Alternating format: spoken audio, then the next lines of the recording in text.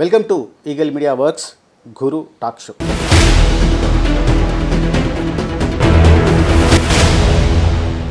Telecom రంగంలో Bhishma పితామహులు STD ISD సేవలను దేశవ్యాప్తంగా విస్తృతపరిచి ప్రైవేట్ రంగంలో టెలికాం పరిశ్రమ అభివృద్ధికి నాంది పలికినటువంటి కృషివలుడు.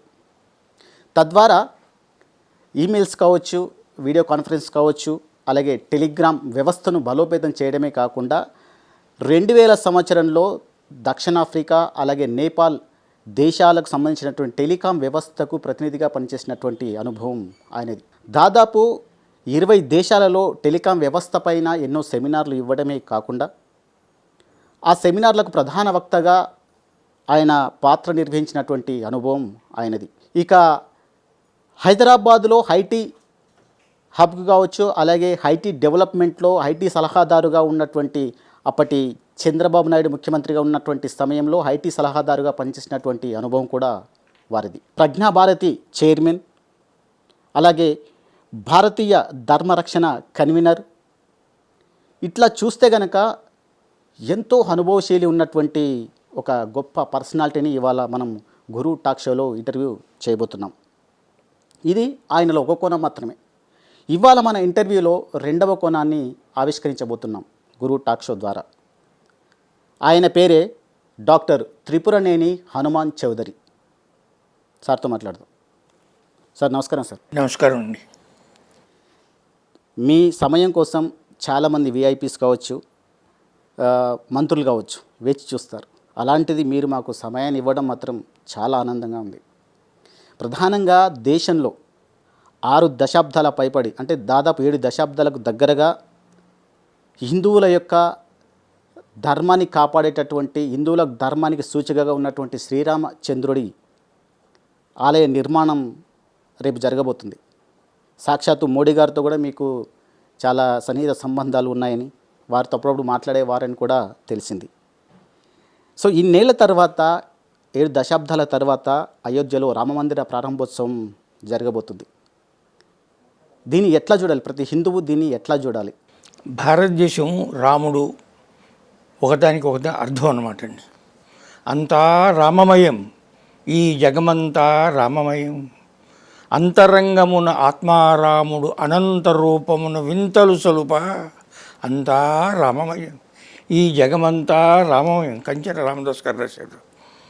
ఏదైనా బాధ వచ్చినప్పుడు హే రామ్ అని అంటాం. రాముడు ధర్మస్వరూపుడు, సాక్షాత్ ధర్మస్వరూపుడు. గాంధీ గారి తుది శ్వాస విడిచే ముందు హే రామ్ అంటూ శ్వాస విడిచాడు. ఆయన జీవనకాలం అంతా కూడా భారతదేశంలో రామరాజ్యం రావాలి, దానికోసం కృషి చేస్తున్నాను అన్నాడు. అంటే రాముడు భారతదేశం యొక్క ప్రతి పౌరుని యొక్క హృదయంలో కొన్ని వేల సంవత్సరాల నుంచి కూడా విలసిల్లాడన్నాడు. రాముడు ఇక్కడ ఉన్నాడు, మా ఊళ్ళో ఉన్నాడు, లేడు ఇక్కడ దేవాలయం ఉన్నాడు అని చెప్పుకోవటం అనేది అందరికీ కూడా వద్దు. ప్రతి ప్రాంతంలో కూడా, భారతదేశం యొక్క ప్రతి ప్రాంతంలో కూడా ఆయన 13 సంవత్సరాలు వనవాసం చేస్తూ అంతా చేసినప్పుడు ఇక్కడ ఉన్నాడు, ఇక్కడ స్నానం చేసింది సీతమ్మ, ఇక్కడ బట్టలు ఆర్చుకుంది. మన తెలుగునాట ఇక్కడ రాముడు నిద్రించాడు, ఇక్కడ రాముడు నిద్రించాడు, ఇక్కడ లేడీ కోసం వెళ్ళాడు. తెలుగుదేశంలో మనకి సఖినేటిపల్లి అని తూర్పుగోదావరి జిల్లాలో ఒక చిన్న గ్రామం, సముద్రానికి పక్కగా ఉంటుందన్నమాట అండి. సఖినేటిపల్లి ఎందుకు వచ్చింది ఆ పేరు? రాముడు సీత లక్ష్మణుడు తిరుగుతూ ఒక సాయంకాలానికి ఆ ఊరికి చేరుకున్నారట. అప్పుడు రాముడు అన్నంట సఖి నేటిపల్లి, ఈ రాత్రి ఇక్కడే ఉంటాం అన్నాడంట. ఈ విధంగా బాధరాని సంబంధం అంటాం అనమాట అండి. ప్రతి చోట కూడా మా రాముడు ఇక్కడ వచ్చాడు, ఇక్కడ చేశాడు చెప్పుకుంటాం. అందుకనే కంచెర్ల రామదాస్ ఏమన్నాడు? అంతరంగమున ఆత్మారాముడు వింతలు సలుప, అంతా రామమయం, అంతా రాముడు ధర్మం. రాముడు వ్యవహరించినట్లు ప్రతి వ్యక్తి కూడా వ్యవహరించాలి, శ్రీకృష్ణుడు చెప్పినట్లు చేయాలి అన్నారనమాట అండి. చాలా భేదం చూసారా? శ్రీకృష్ణుడు గీత తత్వబోధం చేశాడు, కానీ తన మానుష రూపంలో ఎన్నో పనులు చేయవలసి వచ్చిందనమాట అండి, ధర్మాన్ని నేర్పడం కోసం. కానీ రాముడిలో ఒక్క తప్పైనా కూడా ఒక్క దోషం కూడా లేదన్నమాట. అందుకనే రాముడు సంపూర్ణమైనటువంటి వ్యక్తి.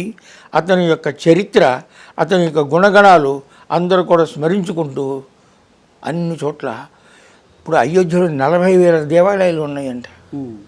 40,000 రామాలయాలు. అక్కడ ఉన్న ప్రతి మనిషిలో గుండెలోనూ ఉన్నాడు.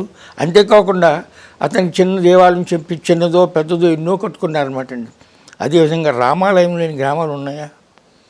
లేవు, ఉండవు. అది భారతదేశం అంటే రాముడు అంటే అంతా రామమయం అని చెప్పుకోవచ్చు అనమాట అండి. అటువంటి రాముని యొక్క దేవాలయాన్ని అయోధ్యలో ఎక్కడైతే శ్రీరాముడు పుట్టాడో అక్కడ ఒక ఆలయం ఉండేదని, ఆ ఆలయాన్ని 1527లో విదేశాల నుంచి వచ్చినటువంటి బాబర్ యొక్క సైనికుడు బకీ అనేవాడు దాన్ని ధ్వంసం చేసి ఆ అవశేషాలని కూడా ఉపయోగించుకొని ఒక మసీదును కట్టాడు. అంటే ఆ వస్తువుల చేతే ఆ ప్రదేశం మీదే, అంటే భారతీయుల యొక్క గుండె మీద పోటు పొడిచినట్టు అనమాట అండి. మీరు బలహీనులు చూసుకోండి, మీరు ఎవరినైతే పూజిస్తారో, ఎవరినైతే గుండెల్లో పెట్టుకుంటారో అతని గుండె మీదే మేము మసీదు కట్టాము. ఇది మా యొక్క విజయానికి, మీ యొక్క పరాజయానికి చిహ్నము శాశ్వతంగా ఉంటుంది అని ఆవిడ చెప్పి కట్టినప్పటికీ కూడా ఎన్నో దశాబ్దాల నుంచి దీన్ని తిరిగి స్వాధీనం చేసుకోవాలని అక్కడ ఉన్నటువంటి చాలా వ్యక్తులు, సంస్థలు కూడా ప్రయత్నాలు చేస్తూ యుద్ధాలు చేస్తూ చచ్చిపోయారు అన్నమాట. చివరికి 1949లో అక్కడ ఒక విగ్రహాన్ని ఒక నాయర్ గారు అని ఆయన ఎందుకు నిజం చెప్పుకుందాం అనమాట అండి. అప్పుడు ఆయన కలెక్టర్ అనమాట, ఫైజాబాద్ జిల్లా అంటారు. ఒక విగ్రహాన్ని అక్కడ పెట్టారనమాట అండి. అక్కడితో అప్పుడు గోవింద వల్లభ పంత్ గారు ముఖ్యమంత్రి ఉత్తరప్రదేశ్కి, జవహర్లాల్ నెహ్రూ గారు భారతదేశానికి ప్రధానమంత్రి. నెహ్రూ గారు ఏమని చెప్పారంటే తీసేసేయండి, ఆ విగ్రహాన్ని తీసేయండి అన్నాడు అనమాట అండి. గోవింద వల్లభ పంత్ గారు అన్నారు, నా వల్ల కాదు ఇది, ఎవరి వల్ల కూడా కాదు ఇది భారతీయుల యొక్క చిహ్నం కాబట్టి నేను తీయలేను. అంటే నెహ్రూ గారు, అప్పటి ప్రధానమంత్రి నెహ్రూ గారు ఏమన్నారా? చేయమన్నాడు, తీసేయమన్నాడు అనమాట. ఎందుకంటే అతను సాంస్కృతికంగా భారతీయుడు కాదనమాట, సాంస్కృతిక పరంగా కూడాను. అది వేరే విషయం తర్వాత వస్తే చెబుదాం అనమాట అండి. గోవింద వల్లభ పంత్ గారు అంటే అప్పటికి మనకు 38 కోట్ల జనాభా అనమాట అండి. దాదాపు 40 కోట్ల జనాభాలో వారి నాలుకల్లో మెలుగుతున్నటువంటి రాముడి విగ్రహాన్ని కనుక నేను తీసినట్టయితే నా ప్రభుత్వం ఉండదు, కాబట్టి రామ విగ్రహం అక్కడ ఉండవలసిందని తాళా వేయించారనమాట అండి. ముస్లింలు ఎక్కడ రానివ్వకుండా ఉండటం కోసమని రామలల్లా అంటారు. అక్కడి నుంచి పూజలు గీజలు అన్నీ మెరిగినాయి. ప్రజల యొక్క సహకారం ఉన్నదని ఎలా తెలుస్తుంది? ఆ నాయర్ అని ఆయన, ఆ కలెక్టర్ గారు, ఐఏఎస్ కలెక్టర్ గారు తన పదవికి రాజీనామా చేసి ఎంపీగా నుంచున్నాడు, గెలిచాడనమాట అండి. ఓకే, ఈ రోజులు ఛాలెంజ్ చేస్తున్నారు కదా, నేను చెప్పింది కరెక్టో కాదో అంటే నేను రిజైన్ ఇచ్చి చేస్తాను, ఎలక్షన్ తిరిగి పెడతాను, మళ్ళీ గెలిచినట్టయితే నేనేం చెప్తున్నా అది కరెక్ట్ అని అంటున్నారు కదా. దాన్ని అప్పుడప్పుడు ప్రజలు అప్పుడే చూపించారనమాట అండి. 1949లోనే 52లో జరిగిన ఎలక్షన్లు, 51 డిసెంబరు, 52 జనవరి, ఫిబ్రవరి వరకు కూడా జరిగినాయి అనమాట అండి. ఆ ఎన్నికల్లో ఆ నాయర్ గారు రిజైన్ చేసి ఎంపీగా ఎలక్ట్ అయ్యాడనమాట అండి. ఓకే, దాన్ని బట్టి దిస్ ఇస్ విండికేటెడ్ దట్ ప్రజలు ఆర్ ఫర్ హిమ్ అని, రాముడి యొక్క దేవాలయం అని ఉందన్నమాట అండి. కానీ ఓకే, ఇక 7 దశాబ్దాల తర్వాత రేపు రామమందిరంలో, అంటే అయోధ్యలో రామమందిర నిర్మాణ పూజ ప్రారంభమవుతుంది. సాక్షాత్తు దేశ ప్రధాని మోడీ గారు ప్రారంభోత్సవం చేయబోతున్నారు. మీరు మోడీ గారితో చాలా సత్సంబంధాలు కలిగి ఉన్నారని కూడా మాకు తెలుసు. సో అంటే మోడీ గారు రేపు ఎట్లా చేయబోతున్నారు? మీరేమన్నా మోడీ గారికి ఏమైనా సలహాలు, సూచనలు ఏమైనా చేస్తారా? ఇట్లా ప్రారంభించండి, వీళ్ళని కలవండి, ఇలా చేస్తే బాగుంటుంది, అప్పుడు హిందువులందరూ ఒక ధర్మబద్ధంగా ఒక ఈ కార్యక్రమాన్ని ముందుకు తీసుకెళ్లే విధంగా ఒక దారి వేసినట్టుగా అనిపిస్తుందని ఏమైనా మీరు సూచనలు, ఏమైనా సలహాలు చేశారా? ఒక అరగంట ముందు ఓకే, వారికి ఒక సందేశాన్ని పంపించాను మోడీ గారికి అనమాట అండి. మీరు రేపు ఒక అయోధ్యలో శిలాన్యాసం చేయడానికి వెళ్తున్నారు. భారతదేశం యొక్క సంస్కృతి, ఆ పరంపర, పెద్దలని యొక్క ఆశీర్వాదం తీసుకోమని చెప్తుంది. ఈ రామ మందిరం హిందువులు, ఆ స్థలం హిందువుల చేతుల్లోకి రావడానికి, భారతీయులందరినీ కూడా ఉత్తేజితులను చేయటానికి ఉద్యమం నడిపినటువంటి పెద్దవారు ఉన్నారు. లాల్ కృష్ణ అద్వానీ గారు, డాక్టర్ మురళీ మనోహర్ జోషి గారు, అప్పుడే ఉత్తరప్రదేశ్కి చీఫ్ మినిస్టర్గా ఉన్నటువంటి కళ్యాణ్ సింగ్ గారు ఉన్నారు. ఈ ముగ్గురిని కూడా మీరు కలుసుకోండి, దీవెనలను పొందండి. కలియటానికి భౌతికంగా కలియటానికి వీలేకపోయినట్లయితే టెలిఫోన్ ద్వారా వీడియో కాల్ ద్వారా తీసుకుని అక్కడ శిలాన్యాసానికి వెళ్ళి మీరు చేసేటువంటి ప్రసంగంలో వీరి యొక్క పేర్లే కాదు, ఈ భారతదేశం అనాది నుంచి కూడా దీన్ని ఎందుకు తప్పించిపోతుంది, రాముడి బంధువు ఎందుకు ఉండాలి అనేది, అది హిందూ చిహ్నం అంటే అందరూ హృదయంలో ఉన్నవాడు అక్కడ మనం స్థాపించుకుంటున్నాం కాబట్టి, అక్కడ పుట్టాడని కాబట్టి, కొన్ని సహస్రాబ్దాల నుంచి మన విశ్వాసం కాబట్టి మీరు ఆయన్ని తలుచుకోవడమే కాదు, ఈ పెద్దల యొక్క ఆశీర్వచనాలను పొందడమే కాకుండా మీరు ఈ పని చేసినట్టయితే భారతీయులందరిలో కూడా ఒక ఉత్తేజం కలుగుతుంది. మన సంస్కృతి పెద్దలని గౌరవించడం, పెద్దల యొక్క ఆశీర్వాదాలను పొందటం, ఈ కారణానికి ఈ దేవాలయ నిర్మాణానికి కారకులైనటువంటి ఉద్యమాన్ని నడిపినటువంటి వాళ్ళ యొక్క ఆశీర్వచనాలను పొందడం, వాళ్ళని గౌరవించడం మన సంప్రదాయం, మన సంస్కృతి. అలా ఏం చెప్పాను, భారతంలో విదురుడు ధృతరాష్ట్రుడి నుంచి చెప్తే ఏం చెప్పాడు, విద్యా దదాతి వినయం, వినయాత్ పాత్రత, పాత్రత్వాత్ ధనం, ధనాత్ ధర్మం, ధర్మాత్ మోక్షం అన్నాడు. విద్య ఎవరికైతే విద్య ఉన్నదో వారికి మొట్టమొదటిగా కావాల్సింది ఏంటి, వినయము, పెద్దల యందు గౌరవము. ఈ పెద్దల యందు గౌరవం అంటే లాల్ కృష్ణ అద్వానీ గారు కారణ జన్ముడయ్యారు. 70 ఏళ్ళ మట్టి కోర్టులతో నడుస్తుంది ఇది ఎరదిగకుండా. అసలు రాముడే ఉన్నాడా అని కొంతమంది ధన్యవాదం చేశారు, తర్కం చేశారు. రెసిడెంట్ నాన్ ఇండియన్స్ అంట, ఎన్ఆర్ఐస్ కాదు, ఎవరైతే ఈ వామపక్షీయులు, మేధావులు, తర్వాత సెక్యులరిస్ట్ అని వీళ్ళు అంటారు చూసారు, వాడు అసలు రాముడే లేడని చెప్పారు. చివరికి ముస్లింలు వదులుకుంటా ఉన్నప్పటికీ కూడా వదులుకోవద్దని కూడా చెప్పి వాళ్ళు ఈ సాగిస్తూ వచ్చారనమాట అండి. ఇన్ని అవాంతరాలని అధిగమించడానికి కారకులైన వారు ఎవరంటే అద్వానీ గారి యొక్క రథయాత్ర. ఈ రథయాత్రకు ముందు రాజీవ్ గాంధీ గారు ప్రధానమంత్రిగా ఉన్నప్పుడు ఈ రామాయణాన్ని 78 ఎపిసోడ్స్ ద్వారా 25 జనవరి 1987 నుంచి ప్రారంభించారు.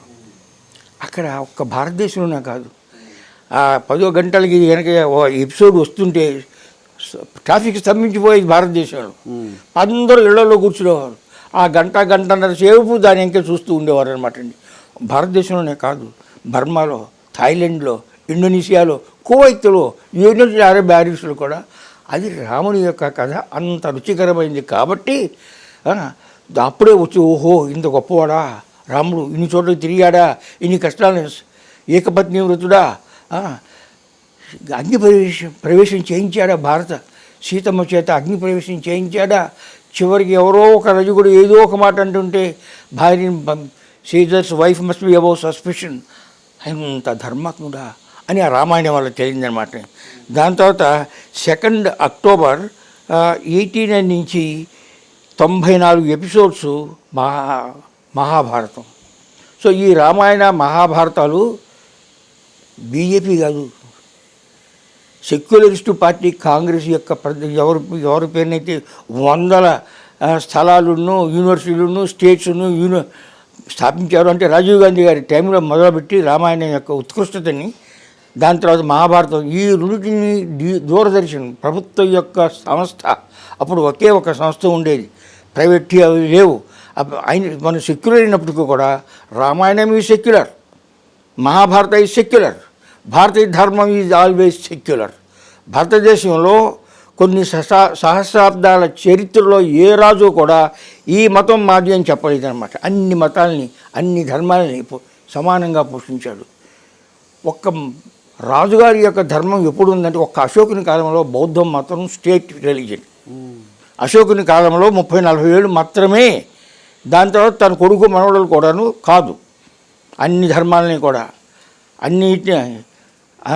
అన్నిటిని సమానంగా చూడటం అని చెప్పారనమాట. అందుకనే మన కాన్స్టిట్యూషన్ రాసుకుంటున్నప్పుడు కాన్స్టిట్యూషన్లో ఈ ఇండియా ఈజ్ సెక్యులర్ స్టేట్ అని రాద్దామని అనుకుంటే డాక్టర్ అంబేద్కర్ గారు ఎందుకు అసలు రాయవలసిన అవసరం లేదు, భారతదేశం యొక్క చరిత్ర, దీని యొక్క సాహిత్యం ఇదంతా కూడా మతపరమైంది కాదు అని చెప్పారనమాట అండి.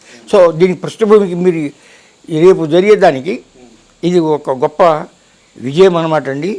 ఎందుకంటే 2010 సంవత్సరంలోనే అలహాబాద్ యొక్క హైకోర్టు ఆ, ఒక డీప్ పెనట్రేషన్ రేడార్ ద్వారా ఆర్కియలాజికల్ డిపార్ట్మెంట్ని ఇక్కడ కింద ఏమున్నాయో చూడండి అని చెప్పారు.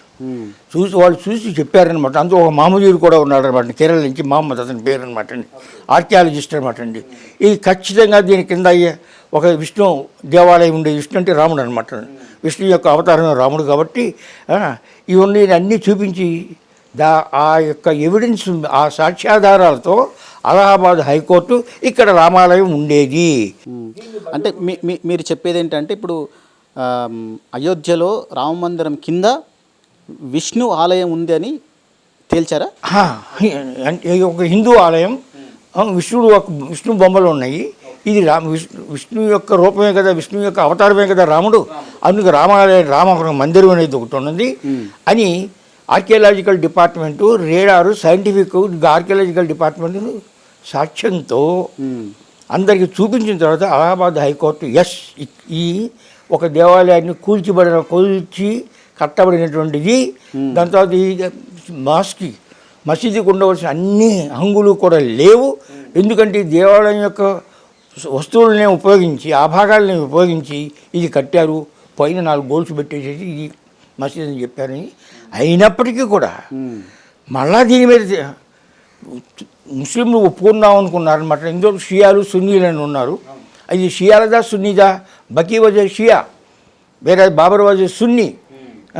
సో షిన్నీ all India Muslim personal law board వాళ్ళకి ఒకటి ఉంది, సున్నీలకు ఒకటి ఉంది, షియాలకు ఒకటి ఉంది. షియా వాళ్ళు ఏం చెప్పారంటే మేము వదిలిపెట్టేస్తామండి, ఇది రాముడిది ఏనని, మాకు కాంట్రవర్సీ అనవసరం అని వాళ్ళు ఒప్పుకుంటే, సున్నీలు కూడా ఏ ఆర్గ్యుమెంట్ లేకపోతే ఈ కమ్యూనిస్ట్ చరిత్రకారులు ఉన్నారని చూసారా, ఎమినెంట్ వాళ్ళు జవహర్లాల్ నెహ్రూ యూనివర్సిటీ అటువంటి వాళ్ళంతా కూడా వాళ్ళకి ప్రోత్సహించి కోర్టులో వేయించారనమాట. ఓకే. సో 10 నుంచి 2010లోనే అలహాబాద్ హైకోర్టు వచ్చేసింది, ఇది జన్మస్థానం, ఇక్కడ దేవాలయం ఉంది, దాన్ని బట్టలు కొట్టేసే మసీదు ఉంది అని వాళ్ళు తేల్చి చెప్పినప్పటికీ కూడా సుప్రీంకోర్టుకి వెళ్తే ఈ 10 ఏళ్లలో ఎన్నో జరిగిన తర్వాత చివరికి డిసెంబర్లోనో నవంబర్లోనో ఆ గొగోయ్ గారు ఆ ధర్మాసనం, ఒకడు కాదనమాట, ఒక ధర్మాసనం కొంత 5 ఎంతమంది ఐదుగురు జడ్జీలు ఉన్నటువంటి ధర్మాసనం ఏకగ్రీవంగా, అందులో ఒక ముస్లిం ఒక క్రిస్టియన్ కూడా ఉన్నారనమాట అండి. ఇది జన్మస్థానం అని చెప్పారనమాట అండి. అందుకని ఇదంతా కూడా 2.78 ఎకరాలు అంతే స్థలం ఉందన్నమాట అండి.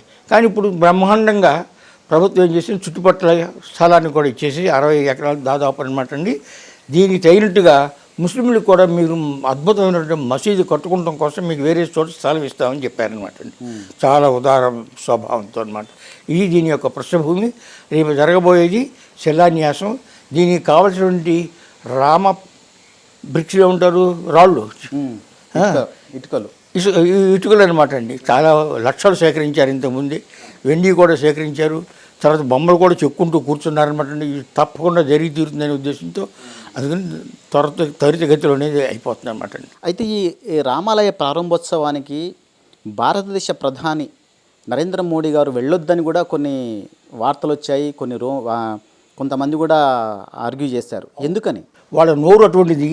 ఎందుకంటే అసలు రాముడు లేడు, రాముడు దేవాలయం లేదు, ఇది మసీదే అని ఎప్పుడు కూడా చెప్పేది ఎవరంటే కమ్యూనిస్టులు, నానా విధమైనటువంటి కమ్యూనిస్టులు. జవహర్లాల్ నెహ్రూ యూనివర్సిటీలో ఉన్నటువంటి సోకాల్డ్ తథాకథిత ప్రముఖ చరిత్రకారులు, రొమీలా థాపర్ అటువంటి వాళ్ళని అనమాట అండి. వీళ్ళంతా ఇలా చెబుతూ వచ్చారు. ఇప్పుడు కూడా వాళ్ళే అంటున్నారు. అక్కడికి వెళ్ళొద్దని చెప్పిన వాడు ఎవడో అసదుద్దీన్ ఓవైసీ ఎందుకంటున్నాడు, ఇది సెక్యులర్ ప్రభుత్వం కాబట్టి వాడు నడిపే పార్టీ ఏంటి, ఈ మజ్లిస్ ఇత్తెహాదుల్ ముస్లిమీన్, ముస్లిం పార్టీని నడుపుతూ వాడు సెక్యులరా, నేను సెక్యులర్ని, మన స్టేట్ సెక్యులర్ కాబట్టి వెళ్ళకూడదు అంటున్నాడు. బుద్ధి ఉండాలి, చరిత్ర తెలుసుకోవడం అనమాట అండి. సోమనాథ దేవాలయాన్ని 7 సార్లు బగలగొట్టారు తురకాళ్ళు. మొహమ్మద్ గజనీ దగ్గర నుంచి అనమాట అండి 11వ శతాబ్దం నుంచి 7 సార్లు తిరిగి కట్టారనమాట అండి. చివరిగా అహల్యాబాయి కట్టించింది అనమాట అండి. అది కూడా క్షీణించిపోయిందండి. క్షీణించిపోతే స్వాతంత్రం రాగానే అంటే జునగఢ్ స్టేట్లో సోమనాథ్, ద్వారక, అక్కడ సోమనాథ్ దేవాలయం ఉందన్నమాట అండి. బౌత్ ప్రముఖమైనటువంటి దేవాలయం. భారతదేశంలో రామాలయానికన్నా కూడా దానికి ప్రాముఖ్యత ఉండేది అప్పుడు 11వ శతాబ్దంలో అనమాట, 12వ శతాబ్దంలో అట్లా అనమాట. అందుకనే గజని దాని మాటమాని దాని చివరి లాస్ట్ మధ్య కొట్టినాడు అంటే ఔరంగజేబు అనమాట అండి. ఓకే. అహల్యాబాయి కట్టిన దాన్ని కానీ ఎన్ని చేస్తే దాన్ని జునగడ్ని పారిపోయింది. ఆ నవాబు గారు పారిపోయిన తర్వాత సర్దార్ పటేల్ గారు, ఎన్వి గాడ్గిల్ గారు, అక్కడికి మున్షీ గారు అక్కడికి వెళ్ళి అది చూసి కళ్ళం నీళ్లు పెట్టుకుని సర్దార్ పటేల్ గారు ఇక్కడ సోమనాథ దేవాలయం తిరిగి ప్రతిష్ఠింపబడుతుంది, తిరిగి కట్టబడుతుంది, ఇది భారత ప్రభుత్వం యొక్క నిర్ణయం అన్నాడు. అంటే పటేల్ చెప్పిన మాటకి ఎక్కడ కూడా ఎదురులేడు. నెహ్రూ కాదు, గాంధీ కాదు, ఎవరు చెప్పినా సరే అనమాట. ఓకే. అప్పుడు ఒక ట్రస్ట్ని తయారు చేశారనమాట అండి. గాంధీ గారు ఏమన్నారంటే దీనికి అయినటువంటి ఖర్చుని ప్రభుత్వం పెట్టుకోకూడదు, విరాళాల ద్వారా సేకరించాలి అంటే భావనగర్ మహారాజా గారు మొట్టమొదటి విరాళం కొన్ని లక్షల రూపాయలు ఇచ్చారనమాట అండి. చివరికి ఆ సోమనాథ్ దేవాలయాన్ని కట్టడానికి భారతదేశంలో ఉన్న ప్రజలంతా కూడా చందాలు ఇచ్చి దానికి అయిన ఖర్చులు పెడితే గవర్నమెంట్ యొక్క సర్వేక్షణలో under the superintendence of the government of India ఏమండి బై సిపిడబ్ల్యూడి ఇంజనీరింగ్ ఇవన్నీ కలిపి అది కట్టిన తర్వాత లింగానికి ప్రాణప్రతిష్ఠ చేయవలసి వచ్చింది. అప్పుడు ప్రెసిడెంట్ రాష్ట్రపతి డాక్టర్ రాజేంద్ర ప్రసాద్ గారు, కేఎం మున్షీ గారు సర్దార్ పటేల్ చనిపోయిన తర్వాత 50 డిసెంబర్లో కేఎం మున్షీ గారు దానికి చైర్మన్ అయ్యారనమాట అండి. కన్నయ్యలాల్ మున్షి, మన్యక్లాల్ మున్షి భారతీయ విద్యా భవన్ స్థాపించినటువంటి మహానుభావుడు. ఆయన రాజేంద్ర ప్రసాద్ గారికి ఉత్తరం రాశారు, లింగం తయారైంది, ప్రాణప్రతిష్ఠ చేయాలి, నువ్వు రాష్ట్రపతివి, నీ చేత చేయించుకోవాలి, వస్తారా?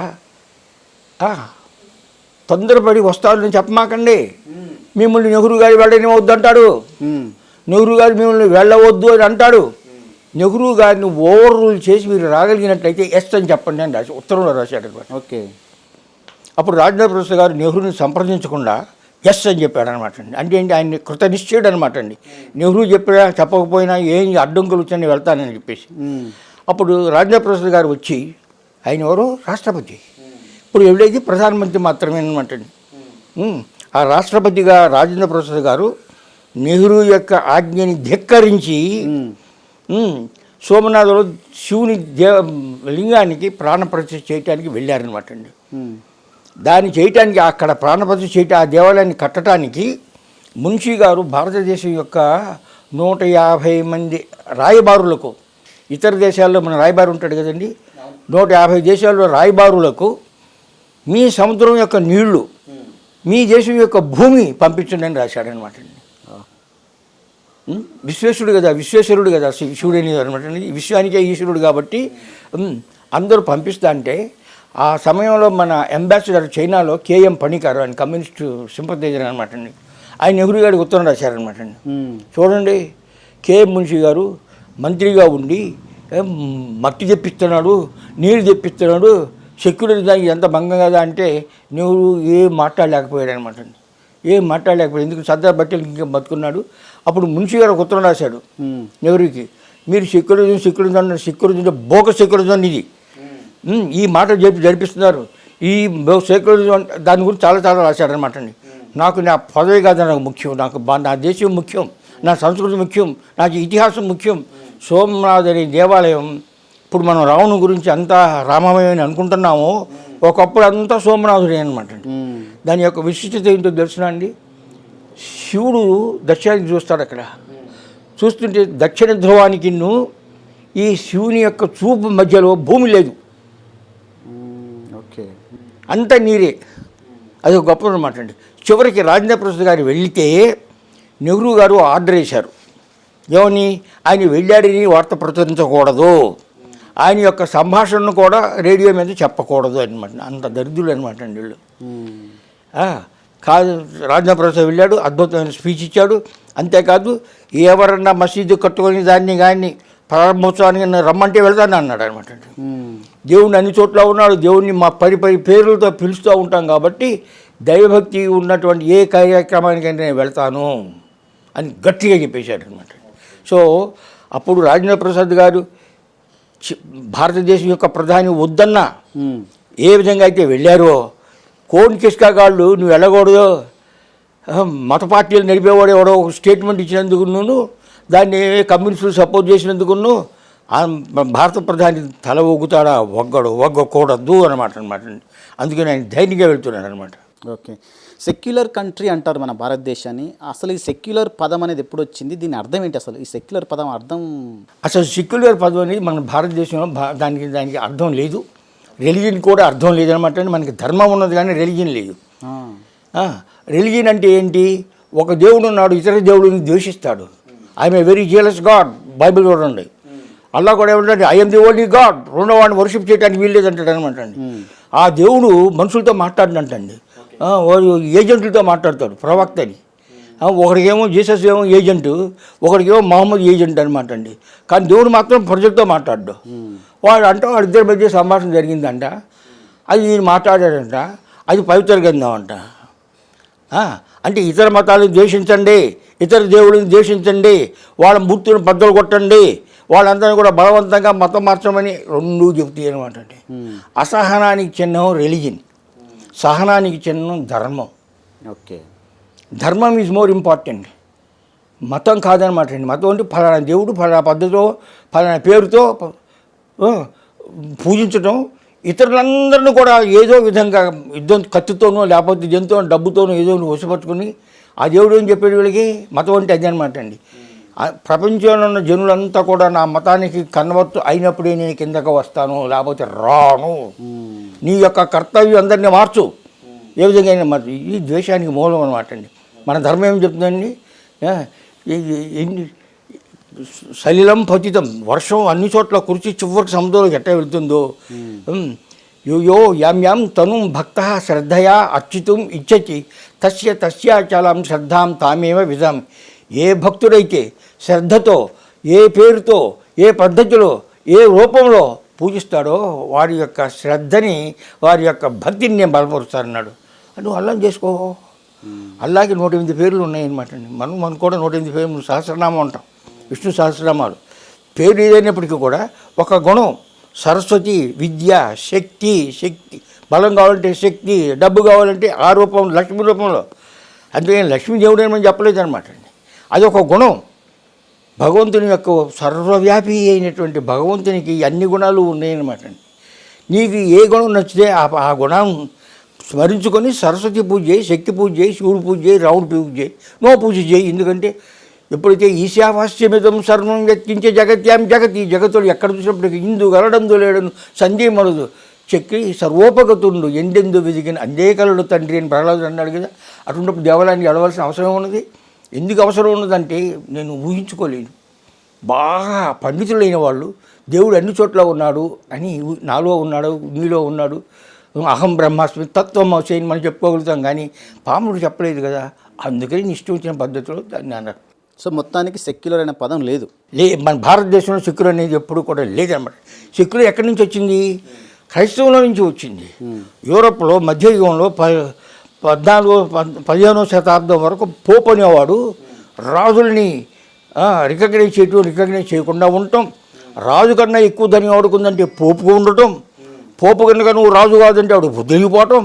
ఓకే, దాని తర్వాత దేవుడి పేరు చెప్పి తాయితులు అమ్ముకోవటం, దాని తర్వాత ఎవరైతే పోపుని ధిక్కరించారో వాళ్ళని కట్టి కాల్చి పారేసేసేయటం. జోన్ ఆఫ్ ఆర్క్ గురించి సైంటిస్టులను కూడా భూమి సూర్యుని చుట్టూ తిరుగుతున్నది అనేటువంటి సైంటిస్ట్ని గలీలోని కాల్చి చంపేట్ల అర్థం వేశారు అనమాట అండి.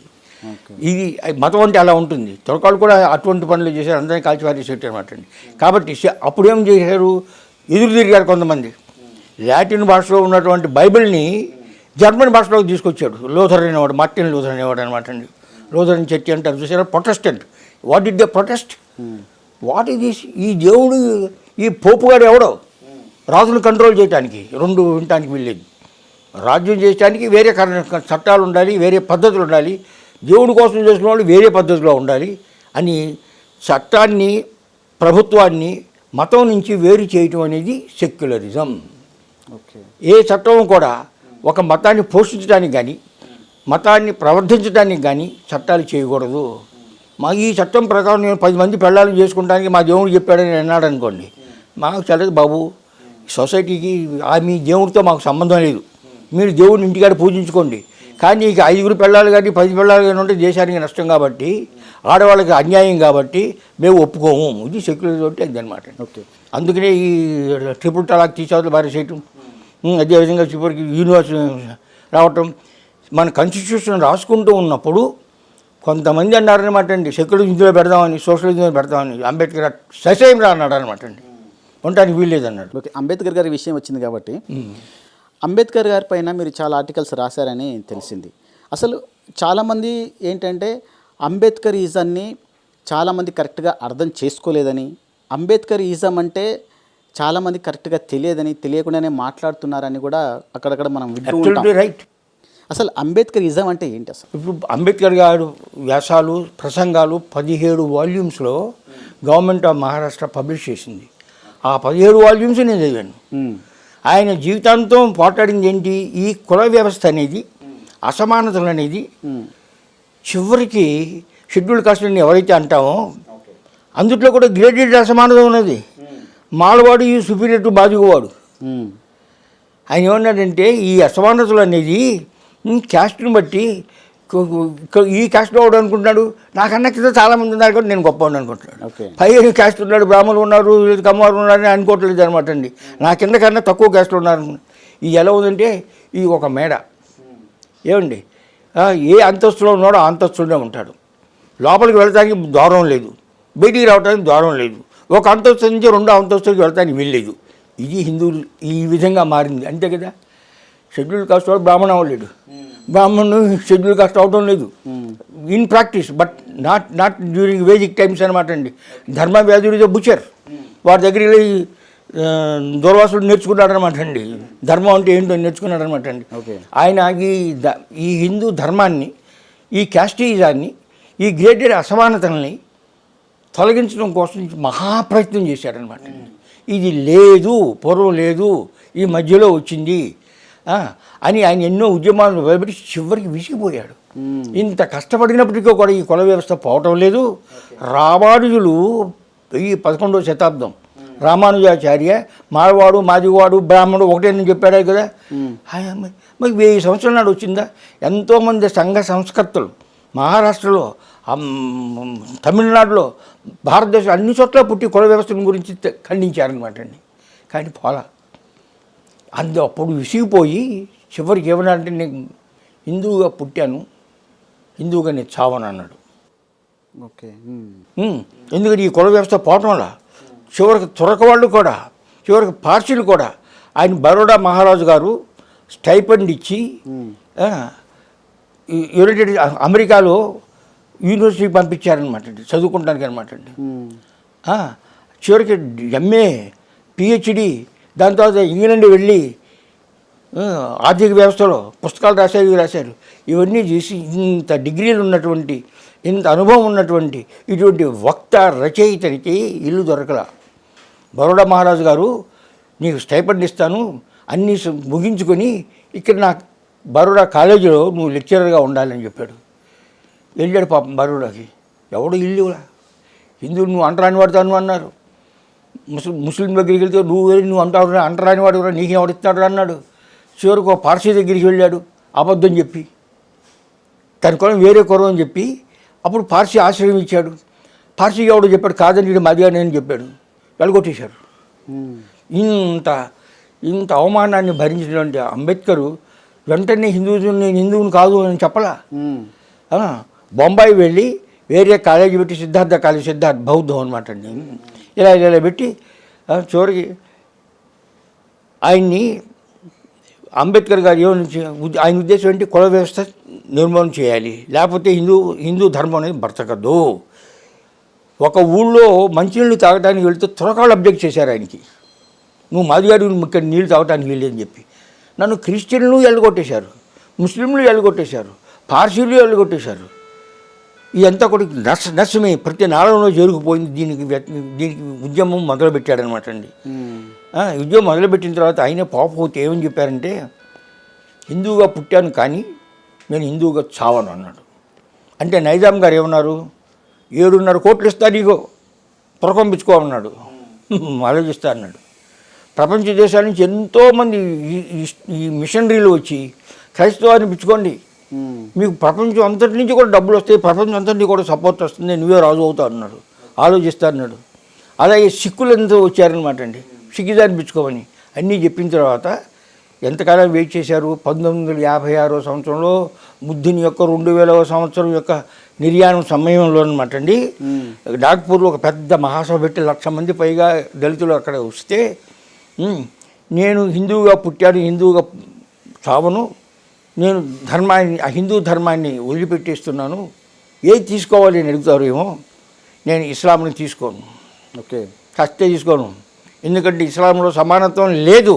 ఆ సమానత్వం అనేది, భ్రాతృత్వం అనేది అందులో ఆ మతంలో ఉన్న వాళ్ళ మాత్రమే పరిమితము. కాబట్టి ఇస్లాము విశ్వజనీయమైనటువంటి ధర్మం కాదు. తర్వాత కొంతమంది మన వాళ్ళు క్రైస్తవులు అయ్యారు.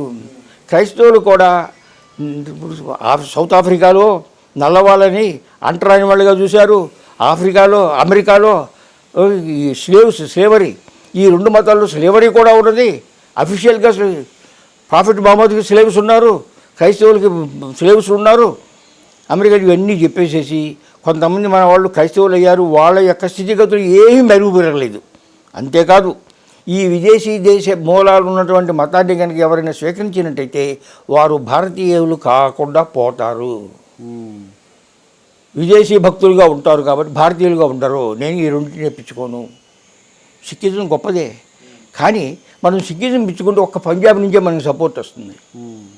అంతేకాదు సిక్కులు ఉన్నది ఎక్కడుంది? అదే బౌద్ధగాన్ని పుచ్చుకున్నట్లయితే అది కూడా భారతదేశంలో పుట్టింది.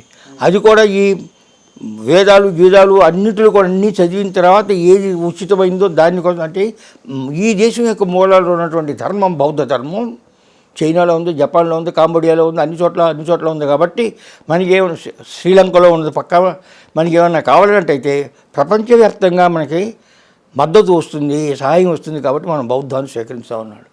వెంటనే శంకరాచార్యులు గారు, కంచి శంకరాచార్యులు గారు పాదాభివందనం చేసి, అయ్యా దేశాన్ని రక్షించావు, అయ్యా నువ్వు దేశాన్ని రక్షించావు, నీకు పాదాభివందనం చేస్తున్నావు. నువ్వు కనుక ఆ 2 మతాలు ఏదైనా పిచ్చుకున్నట్టయితే ఈ దేశం బతకదు. నువ్వు ఈ ధర్మం, మేము బుద్ధుడిని మేము 10వ అవతారంగా తీసుకున్నాం మేము. అది భారతదేశం యొక్క గొప్పతనం. భారత ధర్మం యొక్క గొప్పతనం ఏమిటంటే దేశ కాల పరిస్థితులను బట్టి ధర్మం మారుతూ ఉంటుంది. భీష్మ పర్వంలో, మహాభారతంలో పాండవులకు చెప్తూ ఉంటాడు, రాజ్యం అంటే ఏంటి, ధర్మం అంటే ఏంటి, ఆపద్ధర్మం ఉంది, కులధర్మం ఉంది, స్వధర్మం ఉన్నది, దేశధర్మం ఉన్నది, ఇవన్నీ అట్టా మారుతూ ఉంటాయి. అది హిందూ యొక్క నష్టనష్టం ఉందన్నమాట. సెల్ఫ్ ప్యూరిఫికేషన్, సెల్ఫ్ రిఫార్మ్ ఇది ఇతర మతాల్లో లేదు. వాడిని కాల్చి చంపేస్తారు. ఇంక్విజిషన్ అని చెప్పారు క్రైస్తవంలో అనమాట అండి. బైబిల్లోనే చెప్పింది, పోపు గారు చెప్పింది కనుక ఎవరిని వ్యతిరేకించినట్టయితే వాడు కట్టేసి కాల్చి పారేసేవారు అనమాట అండి. జోన్ ఆఫ్ ఆర్క్ కూడా అటాక్ చేశారనమాట అండి. ఇస్లాంలో మెరకాయ కోసేస్తారనమాట అండి. ఎవరైతే ఆ మతాన్ని త్యజిస్తారో వాడు మెరకాయ కోసేయమని చెప్పింది ఖురాన్లో అనమాట అండి. మనమే మతాన్ని ఎవరో ధర్మంలో లేని వాళ్ళు ఉన్నారు కదండి, పాషండ్లు, దేవుడు లేని వాళ్ళు ఉన్నారు కదండి, దేవుడు ఉన్నాడు వాళ్ళు ఉన్నారు. అంత గొప్పది, అంత విశాలమైనది వ్యక్తి యొక్క ఇంపార్టెన్స్. ఎందుకంటే నువ్వు దేవాంశ సంభూతుడివి, ప్రతి మనిషిలో దేవుడు ఉన్నాడు. ధియోయోనః ప్రచోదయాత్, దేవుడు నీకు ఇంటెలిజెన్స్ ఇచ్చాడు. ప్రచోదయాత్ intelligence, ignite the intelligence that inherent god has given to everybody. నిద్రాణంలో ఉన్నది. అది నువ్వు కృషి చేసి గురువు యొక్క ఉపదేశాన్ని పొంది స్వయం కృషి చేత నువ్వు దైవత్వాన్ని పొందగలుగుతావు. నాకు గుడికి వెళ్ళక్కర్లేదు, వెళ్ళవలసిన వాళ్ళు వెళ్ళగొచ్చుకొని వెళ్ళక్కర్లా. ఎందుకు అహం బ్రహ్మాస్మి శంకరుడు చెప్పాడు, ఈ మధ్య చెప్పాడు కదా, 1100 సంవత్సరాల నాడు ఆయన కూడా. కాబట్టి అంబేద్కర్ ఇదో మాట అన్నాడు, ఎప్పుడైతే శంకరుడు అహం బ్రహ్మాస్మి తత్వమసి అన్నాడో అదే డెమోక్రసీ అన్నాడు. ఇద్దరు ఈక్వలే. కాబట్టి ఫండమెంటల్ ప్రిన్సిపల్ ఆఫ్ ధర్మం ఈక్వాలిటీ, తత్వమసి, అహం బ్రహ్మాస్మి. ఇంత గొప్పగా గంభీరంగా ఆలోచించినవాడు. ఆయన సంస్కృతం వచ్చు, పాలీ భాష వచ్చు. భారతదేశం యొక్క అఫీషియల్ లాంగ్వేజ్ ఏ ఉండాలని కాన్స్టిట్యూషన్లో రాసుకున్నప్పుడు ఈ తర్జన భర్జన జరుగుతుంటే అంబేద్కర్ గారు సంస్కృతం ఇది లాంగ్వేజ్ ఫర్ ఇండియా అని చెప్పాడు. అవునా? ఒక్క ఓటుతో వీగిపోయింది. నెహ్రూ గారు వాళ్ళు కాంగ్రెస్ వాళ్ళందరినీ పెట్టుకుని ఓడి సంస్కృతం వద్దు అని చెప్పాడు అనమాట అండి. ఓకే, లేకుంటే సంస్కృతమే దేశవ్యాప్తంగా ఉండేది. ఇప్పుడు మళ్ళీ మొదలుపెట్టాం కదా. ఇప్పుడు బహుజన భాష సంస్కృత భాష అని 7:20 అవును, డీడీలో మొదలుపెట్టారు. మనం ఏం మాట్లాడుకుంటున్నామో అవి మాట్లాడలేరు, పిచ్చిమని ఎందుకు మాట్లాడలేరురా? సంస్కృతంలో ఎంత తర్జన భర్జనలు ఉన్నాయి. ఎవడైనా కాశీకి వెళ్ళి గంట కొట్టి రండిరా నాతో అని చెప్పి ఏ భాషలో మాట్లాడారు? వాల్మీకి ఎవడు? బోయేవాడు అనమాట, అసలు బ్రాహ్మడు కాదే. వ్యాసుడు ఎవడు? చేపలు పట్టుకునేవాళ్ళు అమ్మాయి కోటు కదా. చివరిగా రాజ్యాంగాన్ని రాసినవాడు ఎవడో? షెడ్యూల్ కాస్ట్ వాడు కదా. ఎవడు చెప్పాడు నీకు? ఈ ధర్మంలో ఇటువంటివి లేవు, ఇది వక్రీభవించింది అని అంబేద్కర్ గారు అన్నారు. ఇలా చెబుతున్న అంబేద్కర్ గారి అంటే నెహ్రూకి పడదు. కాన్స్టిట్యూషన్ అసెంబ్లీకి మెంబర్స్ని ఎన్నుకోవాలి. అప్పుడు ఉన్నటువంటి లెజిస్లేటివ్ అసెంబ్లీస్ ఉన్నాయి చూసారా, దాని ప్రావిన్సెస్ అంటారనమాట అండి. అక్కడ ఉన్న ఎమ్మెల్యేస్ వీళ్ళని ఎన్నుకోవాలి. ఏమండి, ఆయన్ని రానివద్దన్నాడు ఎవడో నెహ్రూ. ఎందుకంటే తనకన్నా ఎక్కువ తెలిసిన వాడు అంబేద్కర్ కాబట్టి ఆయన రాయడానికి వీల్లేదనమాట అండి. గాంధీ వాడు అన్నాడు, పిచ్చివాడ నీకు బ్రిటిష్ వాడు స్వరాజ్యం కాంగ్రెస్ వాడికి ఇచ్చావు, ఇవ్వలేదు, దేశ ప్రజలకు ఇచ్చారా? కాంగ్రెస్ వాడు ఇవ్వలేదు స్వాతంత్రం, ఇచ్చింది భారతీయులకు ఇచ్చారు. అదిగో ఆ భారతీయుడు ఉన్నాడు అంబేద్కర్, అదిగో షణ్ముఖం చెట్టి ఉన్నాడు, ఆవిడ జస్టిస్ పార్టీ వాడు అనమాట అండి. అదిగో పార్సీ వాడు ఉన్నాడు, ఏదో ఉన్నాడనమాట అండి. వీళ్ళని కూడా అందులో పెట్టు. అదిగో ఇంకొకడు ఉన్నాడు హిందువుడు, శ్యాంప్రసాద్ ముఖర్జీ. కాంగ్రెస్ వాడికే కాదు ఇది ఇచ్చింది కాబట్టి నువ్వు ప్రభుత్వంలో కూడా వాళ్ళని తీసుకో, కాన్స్టిట్యూషన్లో కూడా వాళ్ళని పెట్టు అన్నాడు గాంధీ గారు. ఆ మాట మనం చెప్పి, ఎందుకంటే గాంధీ మై ఎనిమీ అన్నాడు అంబేద్కర్, ఎన్నోసార్లు చెప్పాడు. అయినవి కూడా గాంధీ కొంత సత్యాన్వేషి కాబట్టి కొంతవరకు కూడా అంబేద్కర్ గారిని గౌరవించాడు. ఓకే, యాక్చువల్గా గాంధీ గారు చచ్చిపోయిన తర్వాత ఆ శవాన్ని అంబేద్కర్ గారు 2 సార్లు చూశారు. 2 సార్లు వెళ్ళి ఏమి రాశారో తెలుసునండి, మై ఎనిమీ ఈజ్ డెడ్ అన్నాడు. This Gandhi has enslaved the Congress.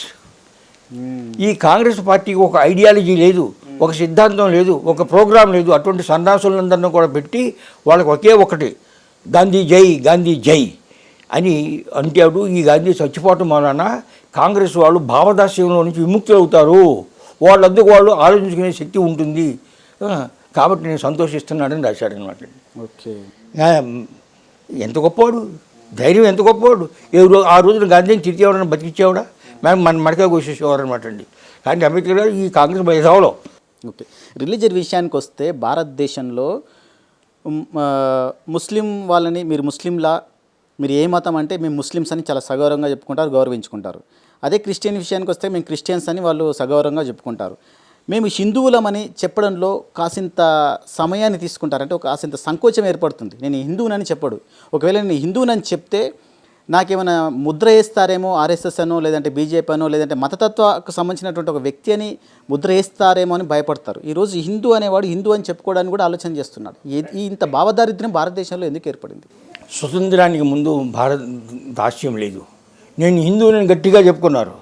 Madan Mohan Malaviya Hindu యూనివర్సిటీని పెట్టాడు కదా, బెనారస్ హిందూ యూనివర్సిటీ హిందూ అని పెట్టుకున్నాడు కదా. ఆయన కాంగ్రెస్ ప్రెసిడెంట్ కదా, డబ్బులు కొట్టించుకున్నాడు కదా. లాజపతి రాయ్ చెప్పారు, రవీంద్రనాథ్ ఠాగూర్ గారు చెప్పారు, లోకమాన్య తిలక్ గారు చెప్పి మేము హిందువులం. గణపతి దేవుణ్ణి పూజించుకునేది ఇంట్లో పూజించుకునేవాళ్ళం. తిలక్ గారు ఏం చేశాడనమాట అంటే దేశం యొక్క ఏకాత్మత కోసం ఇంట్లో దేవుణ్ణి బయటికి పెట్టేశాడు.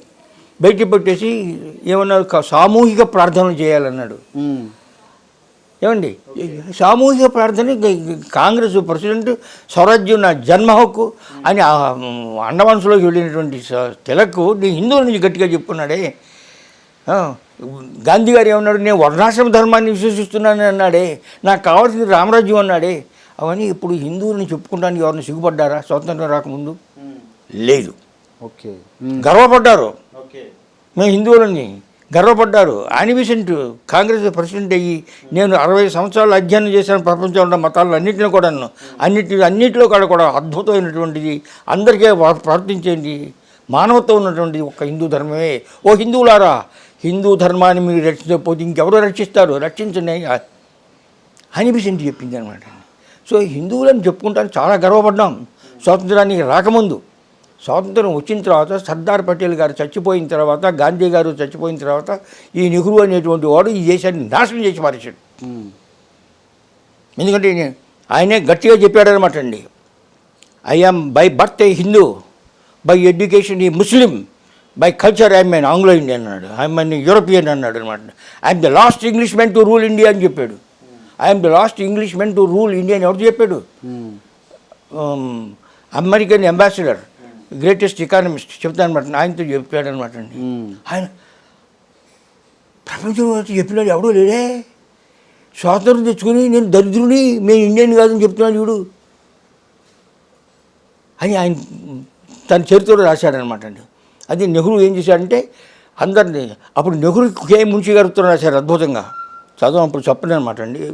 వాగుతున్నావు పిచ్చిగా వాగుతున్నావు, సెక్యులరిజం అని చెప్పేసి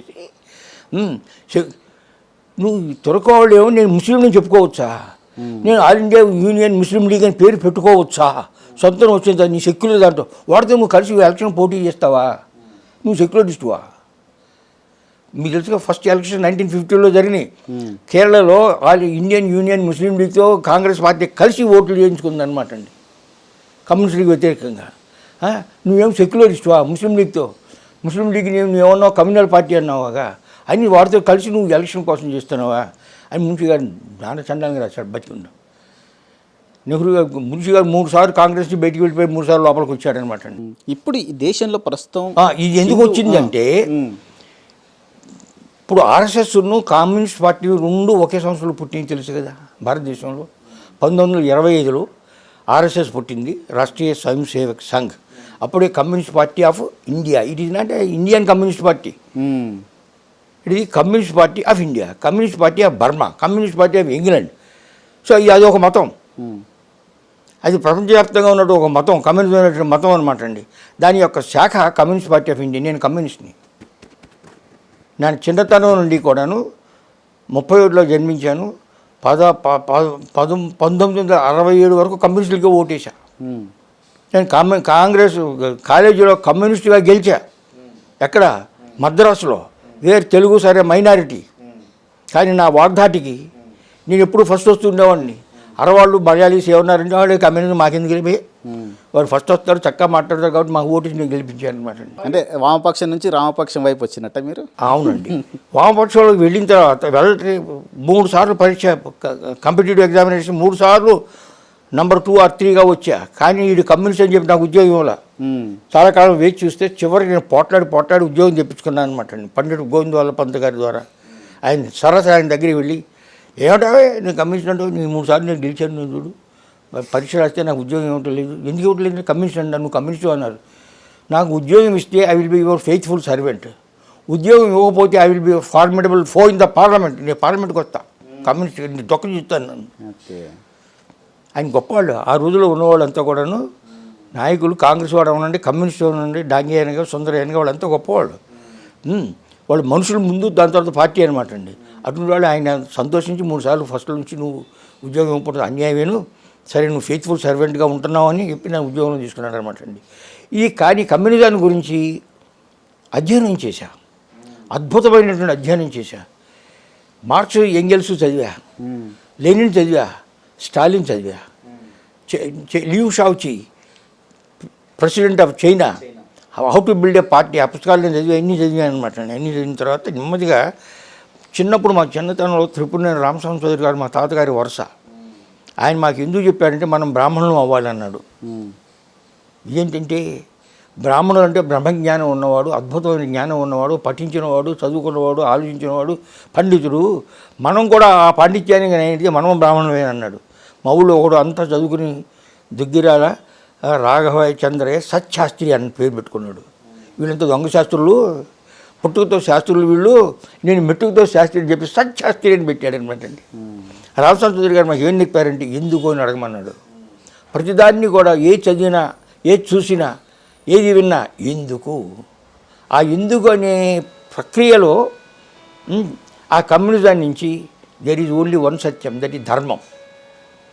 ఓకే. దీనికి రంగు లేదు, కాలం లేదు, ప్రపంచం పుట్టిన కాడి నుంచి ఉన్నటువంటిది ఏదైతే ఉన్నదో, సూర్యుడు ఎందుకు వెలుగుతున్నాడో, సూర్యుని చుట్టూ భూమి ఎందుకు తిరుగుతుందో, భూమి తన చుట్టూ తను ఎందుకు తిరుగుతుందో, ఎక్కడ ఎందుకు ఉన్నదో, ఎవని చేజరించు జగము ఎవని లోపల నుండి లీనమై ఎవరి ఎందుడిందు పరమాత్ముడు పరమేశ్వరుడు ఎవడు, ఆత్మభుడు ఎవడు, అతన్ని సేవింతు మధ్యన లోకంబులు లోకేశులు లోకస్తులు తెగిన అలోకంబైన పెంజీకడి కవ్వలు ఎవ్వండే కాకుద్ది వెలుగు అని పోతున్నాడు సార్. అది దేవుడు అంటే, that Shakti. You are calling it by any name. నేను సర్వవ్యాపిని అవ్యక్తమూర్తిన, భగవద్గీతలో 9వ చాప్టర్లో మయా తదమిదం సర్వం అవ్యక్తమూర్తిన, అన్మానిఫెస్ట్ ఫామ్, ఐఎమ్ ఎవ్రీవేర్. దాని తర్వాత నెమ్మదిగా మనిషిని, కోతిని, కుక్కని ఇవన్నీ అవుతాను. కానీ నేనే, నీకు ఎప్పుడు అది ఆద్యంతరహితం అన్నాను కదా, సైంటిస్ట్ కూడా ఒప్పుకోవాల్సింది అది వెంపడుతుంది. అందుకని ఎవడైతే ఆలోచిస్తాడో వాడు కమ్యూనిజంలో అన్నా ఉండాలి, ఆర్ఎస్ఎస్లో అన్నా ఉండాలి. ఏమండి, కమ్యూనిజం ఫ్రీజ్ అయిపోయింది, వాళ్ళు దేశ ద్రోహులు, RNI రెసిడెంట్ నాన్ ఇండియన్స్ అనమాట అండి వాళ్ళు. వాళ్ళ సాగు ఇమేజ్ ఓకే. ఈ విధంగా కమ్యూనిజాన్ని ఎందుకు వదిలిపెట్టారంటే, ఈ రెండు ఒకసారి పుట్టినవి. ఇప్పుడు కమ్యూనిస్ట్ పార్టీలు ఎన్ని ఉన్నాయండి? లెక్కలేని పార్టీలు ఉన్నాయి. CPM, Maoist, new democracy, free democracy, ఇష్టం వచ్చిన చీలిపోయినాయి. ఎందుకు? వాళ్ళకి మూలాలు లేవు. మన అంబేద్కర్ గారు చెప్పినట్టు భారతదేశాన్ని గురించి, భారతీయ తత్వాన్ని గురించి, ధర్మాన్ని గురించి ఎవరికైతే విశ్వాసం లేదో వాడు భారతీయుడు కాదు అన్నాడు. కమ్యూనిస్టులు అంతే. అందుకే కమ్యూనిస్ట్ పార్టీ ఆఫ్ ఇండియా, అది communist party. Christianity of India, Islam of India.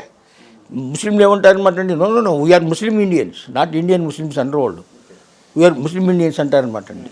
So మరి ఆర్ఎస్ఎస్ నుంచి పుట్టినటువంటి బీజేపీ ఎందుకు ప్రభుత్వానికి వచ్చింది? వీరికి భారతీయ మూలాలు ఉన్నాయి కాబట్టి, ధర్మయందు విశ్వాసం ఉన్నది కాబట్టి, వాళ్ళకి లేదు కాబట్టి ఒకేసారి పుట్టిన వాళ్ళు చెల్లెలు పడవలు అయిపోయి రోజు స్టేట్మెంట్ పార్టీ ఆఫ్ ఇండియా అని పేరు పెట్టేసేవాళ్ళకి. ఓకే. ఇప్పుడు యువతలో హిందూ ధర్మం పైన విశ్వాసం సన్నగిలుతున్నట్టుగా అనిపిస్తూ ఉంటుంది. ఎందుకనంటే వాళ్ళు బాగా చదువుకుంటారు, పెద్ద పెద్ద ఉద్యోగాల్లో ఉంటారు, కానీ వాళ్ళు బొట్టు పెట్టుకోవడానికో, లేదంటే మంగళసూత్రం ధరించడానికో, లేదంటే కాళ్ళకి మెట్టెలు పెట్టుకోవడానికి కూడా వాళ్ళు కాస్త అవాయిడ్ చేసినట్టుగా అనిపిస్తూ ఉంటుంది. ఎందుకని ఇలా జరుగుతుంది? హిందూ ధర్మం మీద ఆ విశ్వాసాన్ని ఎందుకు కోల్పోతున్నారు? నేను భారతీయ విద్యాభవన్ చైర్మన్గా ఉన్నా హైదరాబాద్లో. జూబ్లీ స్కూల్ స్థాపించా. టీచర్స్ను రిక్రూట్ చేసేవాడిని. కొంతమంది వెళ్ళేవారు, కొత్త వాళ్ళు వస్తూ ఉండేవారు. సో ప్రతి సంవత్సరం కూడాను రిట్రీట్ పెట్టేవాడిని. 5 రోజులు అక్కడ కూర్చోబెట్టి విద్య అనగా ఏమిటి, భారతీయ విద్య అనగా ఏమిటి, ఎందుకు పెట్టాము భారతీయ విద్య అని ఈ క్లాస్ నడుపుకుంటాను అనమాట. ఒకరోజు భారతీయ విద్యాభవన్ జూబ్లీ స్కూల్ మీరే అవునండి. అక్కడే కాదు, భీమవరంలో, తాడేపల్లిగూడెంలో, విశాఖపట్నంలో, గుంటూరు అన్నీ నేను పెట్టి, కుర్కుంటలో, తిరుపతిలో, కుర్కుంట కన్నడ దేశంలో అనమాట అండి. ఈ విద్యాలయాన్ని నేను స్థాపించడమే. దాని తర్వాత వేరే విషయం. ఓకే. ఒకరోజు నేను అడిగాను, ఇందాక మీరు అడిగారు ఒకప్పుడు, ఏంటి నేను క్రిస్టియన్ అని గర్వంగా చెప్పుకుంటున్నాడే, నేను ముస్లిం అని గర్వంగా చెప్పుకుంటున్నాడే, కానీ హిందూ నేను ఎవరు చెప్పుకోవటం లేదే. అంతకుముందు నాకు ఈ బొట్టు ఉండేది కాదు. భారతీయ విద్యాభవన్లో చైర్మన్ అయిన తర్వాత ఒక క్లాస్ తీసుకుని, మీలో ఎవరైనా ముస్లింలు ఉన్నారా అని అడిగా. అంటే చేతులు ఎత్తారు. Are you proud that you are a Muslim అంటే yes we are proud we are Muslims అన్నారు. Are there any Christians among you అంటే ఎస్ అన్నారు అనమాట అండి. Are you proud that you are a Christian yes అన్నారు. Are there any Hindus among you అంటే ఉండకూడదు, నేను హిందూ అని ఎవరు చెప్పలేదు అనమాట. ఫ్రమ్ టుమారో నీకు జడ వేసుకుని బొట్టు పెట్టుకొని నేను బయట పెట్టుకుని వస్తా, లేకపోతే జుట్టు కౌసేస్తా మిమ్మల్ని అని చెప్పారు మేడం టీచర్స్ అనమాట. ఎందుకు భయపడుతున్నారు? ఎందుకు భయపడుతున్నారు అంటే, ఈ సెక్యులరిస్ట్ అనేవాళ్ళు, ప్రోగ్రెసివ్లు అనేవాళ్ళు, వరవరరావు కంపెనీ, ప్రొఫెసర్ హర్గౌల్ కంపెనీ, ఇంకెవరో ఉన్నారు చూసారు, ఈ ముఠా వాళ్ళంతా కూడా క్రాంతి అని చెప్పేసి నంబర్స్ తక్కువ, గొంతు ఎక్కువ, పిట్ట కొంచెము, కోత ఘనము, ఓట్లు రావు కదండి. అంత మేము ప్రజల కోసం అన్నీ చేస్తున్నాం అంటున్నారు. ప్రజల కోసం ఇంకో ఏ దేశంలో ప్రజలు ఎన్నుకుంటారు, ఈ ప్రజలు మంచివాళ్ళు కదా అని చెప్పాను అనమాట. మీరు ప్రజాసేవ చేసినా మేము ఒక్క ఓటు రావడం లేదు. 27 పార్టీలను పెట్టాడు ఈ కమ్యూనిస్ట్ పార్టీ మొన్న తెలంగాణలో అనమాట.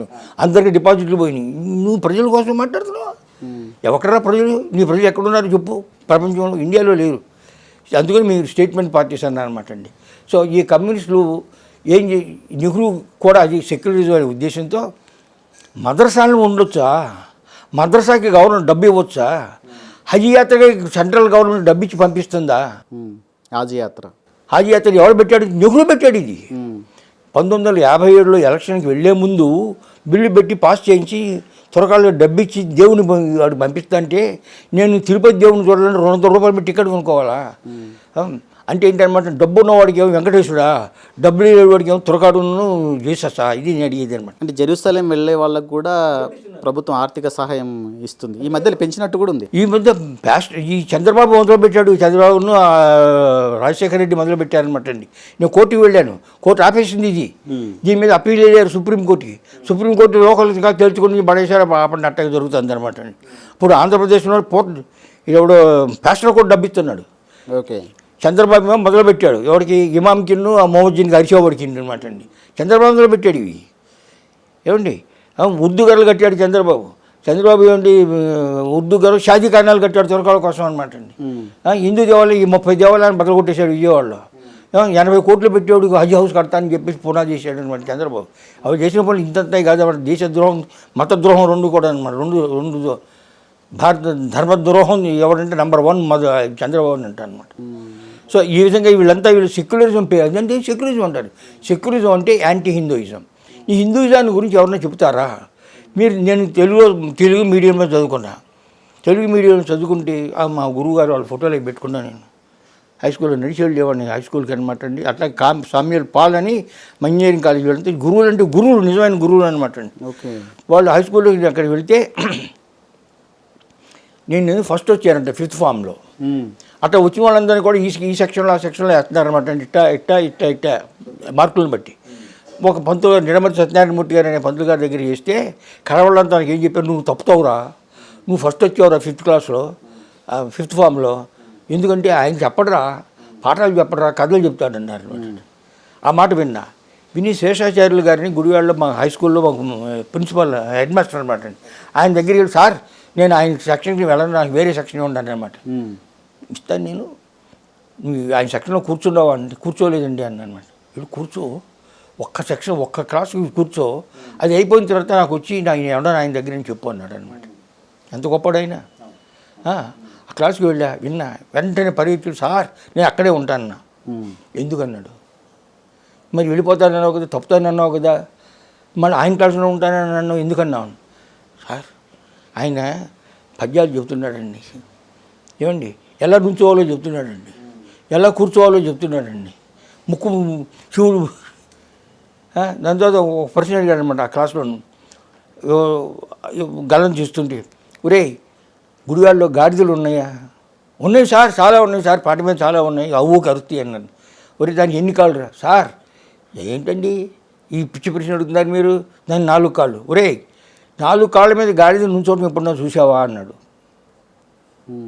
ఎప్పుడన్నా చూసారా మీరు? 3 కాళ్ళ మీద నుంచుంటుంది. వీడెవడో ఒక కాళ్ళ మీద నుంచుంటున్నాడు. ఎట్లా నుంచున్నాడు క్లాసులో అనమాట. ఒక కాళ్ళ మీద నుంచుంటా అంటే నువ్వు గాడిద అని చెప్పలా, ఇండైరెక్ట్గా చెప్పేసిండు. దానికి ఆవిడకి అర్థమైపోయింది అనమాట. దాని తర్వాత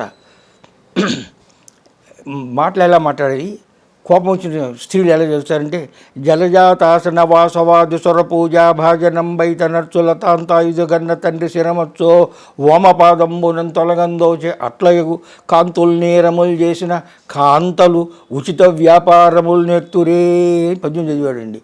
నాకు అప్పుడే వచ్చేసింది నిజంగా చెప్తాను. సమ్యక్ అది ఏంటి, సత్యభామ కృష్ణుని తంతుంది అనమాట అండి. పారిజాత పుష్పాన్ని ఇవ్వకపోతే పాపం జలజాతాసన వాసవాది స్వర పూజ భాజనం బైతనచ్చు లతాంతాయుధగన్న తండ్రి శిరము వామపాదంబునం తొలగందురోజే. ఏం చెప్తున్నాడు అనమాట అండి, స్త్రీలను గౌరవించమని చెబుతున్నాడు అనమాట. ఇది అసలు చదువు అంటే ఇది, విద్య అంటే ఇది విద్య. ఇలా చెప్పే పంతులు ఉన్నారు ఈనాడు. వీళ్ళంతా జీతగాళ్ళు, వీళ్ళు గురువులు కాదు, టీచర్లు కాదు, ట్యూటర్లు కూడా కాదు అనమాట అండి, జీతగాళ్ళు. సంఘాలు పెట్టుకున్నారా? డెమోక్రటిక్ టీచర్స్ అసోసియేషనా? ఫ్యాసిస్ట్ టీచర్స్ అసోసియేషన్ పెట్టుకోవచ్చా? క్యాపిటలిస్ట్ టీచర్ అసోసియేషన్ పెట్టుకోవచ్చు, స్వతంత్ర టీచర్స్ పెట్టుకోవచ్చు. సో ఈ కమ్యూనిస్టులు చేసింది ఏంటంటే, ఈ చీడ పురుగులాగా చేరి అన్ని చోట్ల కూడా ఈ చీడను పెట్టి, ఈ చీడను పోషించింది నెహ్రూ వంశం అనమాట అండి. ఆ నెహ్రూ వంశం పోషించి పోతనం ఉండకూడదు, మహాభారతం ఉండకూడదు, ఎందుకంటే హిందూ అంట. ఎక్కడ హిందూ అనే శబ్దం 1,00,000 శ్లోకాలు ఉన్నాయి మహాభారతంలో, రామాయణంలో 24,000 ఉన్నాయి అనమాట. ఇక హిందూ అని ఉందా? భారతదేశంలో హిందూ అని ఎవడైనా హిందూ అన్నాడా ఎప్పుడన్నా? 1938లోనే విజయనగర సామ్రాజ్యం స్థాపించినప్పుడు విద్యారణ్య స్వామి హిందూ ధర్మ రక్షణార్థాయ స్థాపయామహ, హిందూ ధర్మాన్ని రక్షించడం కోసం ఈ సామ్రాజ్యాన్ని స్థాపించడం. అప్పుడు సంస్కృత భాషలో నుంచి హిందూ, అంతకుముందు ఒకటి సింధు పలకడం చేత హిందూ, హిందూ దేశానికి ఇటు ఉన్న వాళ్ళు హిందీ అట్ట వచ్చిందనమాట అండి. మనం ఎప్పుడు భారతీయులు అనుకుంటున్నాం. జంబూ ద్వీపే అంటే అంత చదువుకొని కృష్ణా గోదావరి మధ్యని పెళ్లి చేసుకుంటా అంటే రషులను పిలుస్తున్నాం, దేశాన్ని పిలుస్తున్నాం, అందరిని పిలుస్తున్నాం. వాళ్ళందరూ కూడా నువ్వు నేను చేస్తావురా, వాళ్ళు ఉంటారురా, వాళ్ళు రా సాక్ష్యం అని చెప్తున్నాం మనం. ఇది ఒక అమెరికాకి ఎక్స్ప్లెయిన్ చేశాను, ఒక అమెరికన్ తీసుకొచ్చి నేను ఐటీ అడ్వైజర్గా ఉన్నప్పుడు, రా పెళ్ళికి రా, మా హిందువులు అటాక్ చేసుకుంటారు అని. వాడు చదువు ఏంటి ఎంత చదువుతున్నా అంటే నాకు ఈజ్ కాలింగ్ ది విట్నెసెస్, గోదావరిని, కృష్ణుని, బ్రహ్మని, సత్యుని, ఈడిని, వాడిని, వాళ్ళంతా ఉంటారు, మనంతా చత్తాం కాబట్టి వాళ్ళకి చెప్తున్నాడు వీళ్ళతో పెళ్లి చేసుకున్నారని. ఓకే, వాడు ఆశ్చర్యపడ్డాడు అనమాట. మీ కాగితాలు మీద రాసుకుంటున్న కాగితాలు చింపేస్తా ఉన్నాడు అన్న. చంద్రబాబు నాయుడు గారి విషయం వచ్చింది కాబట్టి అడుగుతున్నాను. ఆ టైంలో మీరు హైదరాబాద్కి సంబంధించినటువంటి ఐటీ సెక్టార్కి మీరు సలహాదారుగా కూడా పనిచేస్తారని కూడా తెలిసింది. అంటే ప్రధానంగా ఐటీ సెక్టార్ హైదరాబాద్లో కేంద్రీకృతమై అవుతున్నటువంటి సమయంలో దాని బలోపేతానికి కృషి చేసిన వాళ్ళు మీరు ఒకరు. అంటే ఆ రోజుల్లో ఎట్లా ఉండే ఐటీ? Apply no reply. టెలిఫోన్కి అప్లై చేస్తే ఏమన్నా రిప్లై ఇచ్చేవాడా? నీ జన్మలో వచ్చేది కాదు. ఒకళ్ళు వెయిటింగ్ లిస్ట్ పెరిగిపోతుంటే అప్లికేషన్ 10 రూపాయలు పెట్టి రెన్యూ చేయమంటే సగం మంది పోయారు. అయినా మళ్ళీ వచ్చేసిన అప్లికేషన్. అప్పుడు ఇవన్నీ అర్థం 1000 రూపాయలు కడితే కానీ అందరూ సగం మంది పోయారు. మళ్ళా కట్టాను. ఒరే ఇంకా వస్తున్నారు తలకాయలు, రావణాసురుడు తలకాయలాగా ఉన్నారు అప్లికేషన్ పెట్టేవాళ్ళు. అందుకని ఓవైటీ తత్కాలని పెట్టాను, 40,000 రూపాయలు పెట్టాను, ఎంత ఇస్తామని చెప్పేసి. ఏదో ఉండకూడదు, నువ్వు టెలిఫోన్లు ఇవ్వలేక ధరలు పెంచి అప్లికేషన్ వాడిని పెట్టకుండా చేస్తున్నాము. Apply no reply situation. నీకు ఎంత కారణం? గుత్తాధిపత్యం, నీ మనోపలి పోవాలి. మనోపలి పోయి ప్రజలు అంటే ప్రైవేట్ కంపెనీలు రావాలి, పోటీ రావాలి. పోటీ వచ్చినట్టే కొత్త టెక్నాలజీ వస్తుంది. లేకపోతే పోటీదారు ఎట్లా చేస్తారు, పాత టెక్నాలజీ ఆవిడే ఉన్నాడు అనమాట అండి. ఇవన్నీ ఈ విధంగా నేను డిపార్ట్మెంట్లో ఉండి గెరిల్లా యుద్ధం చేశా. ఓకే రైట్ మొదలుపెట్టా. మేము మిమ్మల్ని గుంజుకుంటున్నాం, మీ డబ్బులు మేము సేవ చేసేది దాంతో 40 పైసలు మాత్రమే మా ఖర్చు, 60 పైసలు ఇంకా దేనికో ఇస్తున్నాం అట్ట రాసిన తర్వాత మొట్టమొదటి డిపార్ట్మెంట్లో ఉండకాడి నుంచి కూడా ప్రైవేటైజేషన్ అంటే ఇదిగో రాజీవ్ గాంధీ గారికి చెప్పాను అనమాట. బొమ్మలు కూడా ఉంటాయి ఇక్కడ, ఆయనతో చేసి ఇది ప్రైవేటైజ్ చేయాలంటే ఆయన చేసేయాలన్నమాట. మొదలుపెట్టాడు. కానీ ఆయన భయపడ్డాడు. ఎప్పుడైతే బోఫార్స్ వచ్చిందో ఒక మహానుభావుడు పుట్టుకొచ్చాడు, పివి నరసింహరావు అని. ఆయన భారతీయ విద్యాభవనం ప్రవేశపెట్టింది కూడా ఆయన్ని. ఆయన ప్రధానమంత్రిగా ఉన్నప్పుడు హనుమాన్ రావయ్య అన్నాడు, నువ్వు ఓకే రాస్తున్నావు దీని గురించి, ఇది జరిగేది కాదు, ప్రైవేటైజేషన్ అంటే నువ్వు అమెరికన్ ఏజెంట్ అంటారు, అందుకని వేరే పద్ధతులు నువ్వు రాయించుకుందో రాయి అన్నాడు. నువ్వు ఒక సెక్రటరీ ఉన్నాడు, వాడిని తీసేసేస్తే కానీ ఇది అవదన్నాను నేను. ఆయన తీసి పారేశాడు. పివి నరసింహరావు కూడా అంత గొప్పవాడు అనమాట అండి. తీసి పారేసి విఠల్ అనే వాటిని తీసుకొచ్చాడు సెక్రటరీ కింద. సో హనుమాన్ చౌదరిని విఠల్ గారు మీరంతా రాసింది మీరు రాస్తే ఏమైనా చూస్తే నిన్నేమో సిఐఏ ఏజెంట్ అంటారు, నన్నేమో వరల్డ్ బ్యాంక్ ఏజెంట్ అంటారు, ఇక్కడ పెట్టు అన్నాడు. ఎవరు? పివి నరసింహరావు గారు గొప్పవాడు. అన్నీ తీసేసి 13 చిన్ని పారాగ్రాఫుల్లో 2 పేజీల్లో రాశాడు నేషనల్ టెలికాం పాలసీ. మహానుభావుడు. ధర్మ విధులు ధర్మత్వములు అని భారతాన్ని గురించి అన్నాడు కదా, తత్వవిధులు తత్వశాస్త్రం అన్నారన్నారు కదా. ఆ పివి నరసింహారావు గారు రాసినటువంటి నేషనల్ టెలికాం పాలసీ 1998 కమ్యూనిస్టులు అనుకున్నారు, క్యాపిటలిస్టులు అనుకున్నారు, నా బొట్టు వాడు ఇంకేదో అనుకున్నాం అనమాట అండి. అటువంటి మహానుభావుడు ఆయన పివి నరసింహారావు. సో ఇది మొదలుపెట్టాం అనమాట. నేను ఇక్కడ జనరల్ మేనేజర్గా ఉన్నప్పుడు గామే టెలిఫోన్, ఘర్ మే రేడియో. నేను డిప్యూటీ డైరెక్టర్ జనరల్గా ఢిల్లీకి వెళ్ళాను. నేను హాత్ మే టెలిఫోన్, గామే ఇంటర్నెట్. అది అది చెప్పాలి, ఎవడో చేయలేరు ప్రైవేటైజేషన్. మా మంత్రి గారు గడ్గిల్ అని ఉండేవాడు, ముచ్చలరావు గడ్గిల్.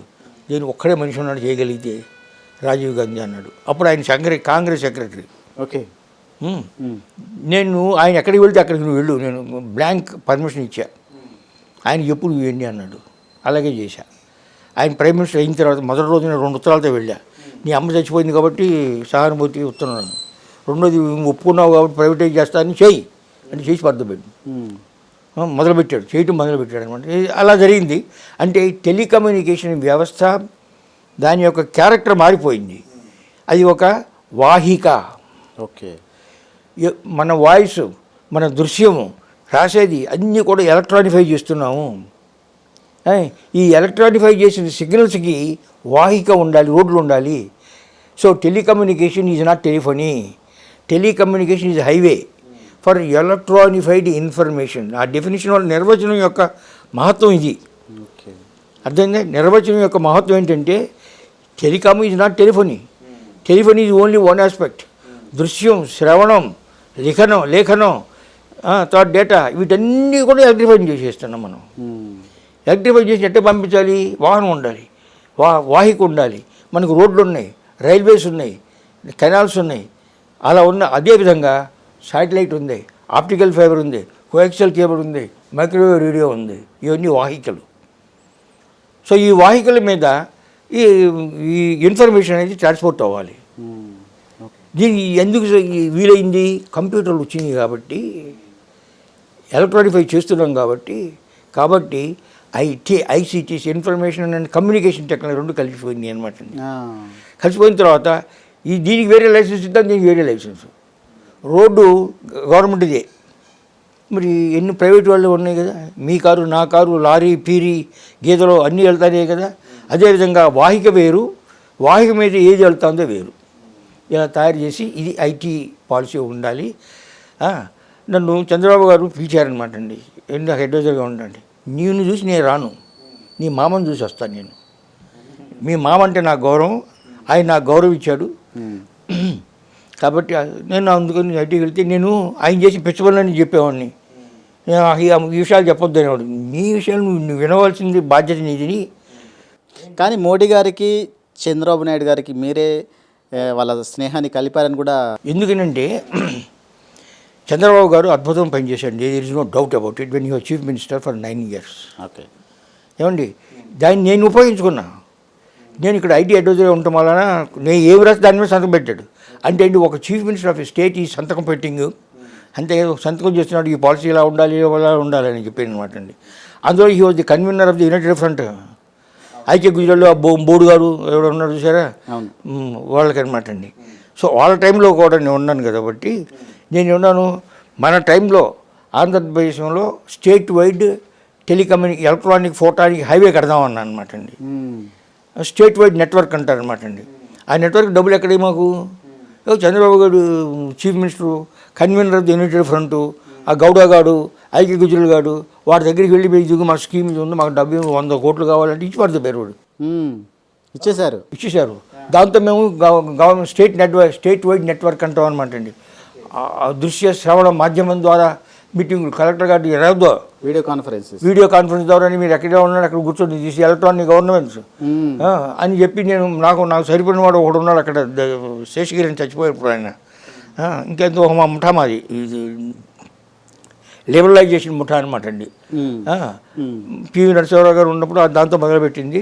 ముందు రాజీవ్ గాంధీ కొంచెం వేశాడు, పివి నరసింహారావు చేశాడు, వాజ్పేయి గారు అద్భుతంగా చేసి పరిచారు, దాన్ని కంప్లీట్గా చేశారనమాట అండి.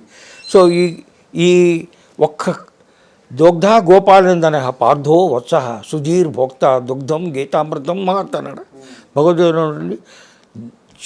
చేపు, ఆవును చేపు చేయించడానికి అర్జునుడు అనమాట అండి. దోగ్ధ పిటికవాడు ఎవడరా అంటే కృష్ణుడు అనమాట అండి.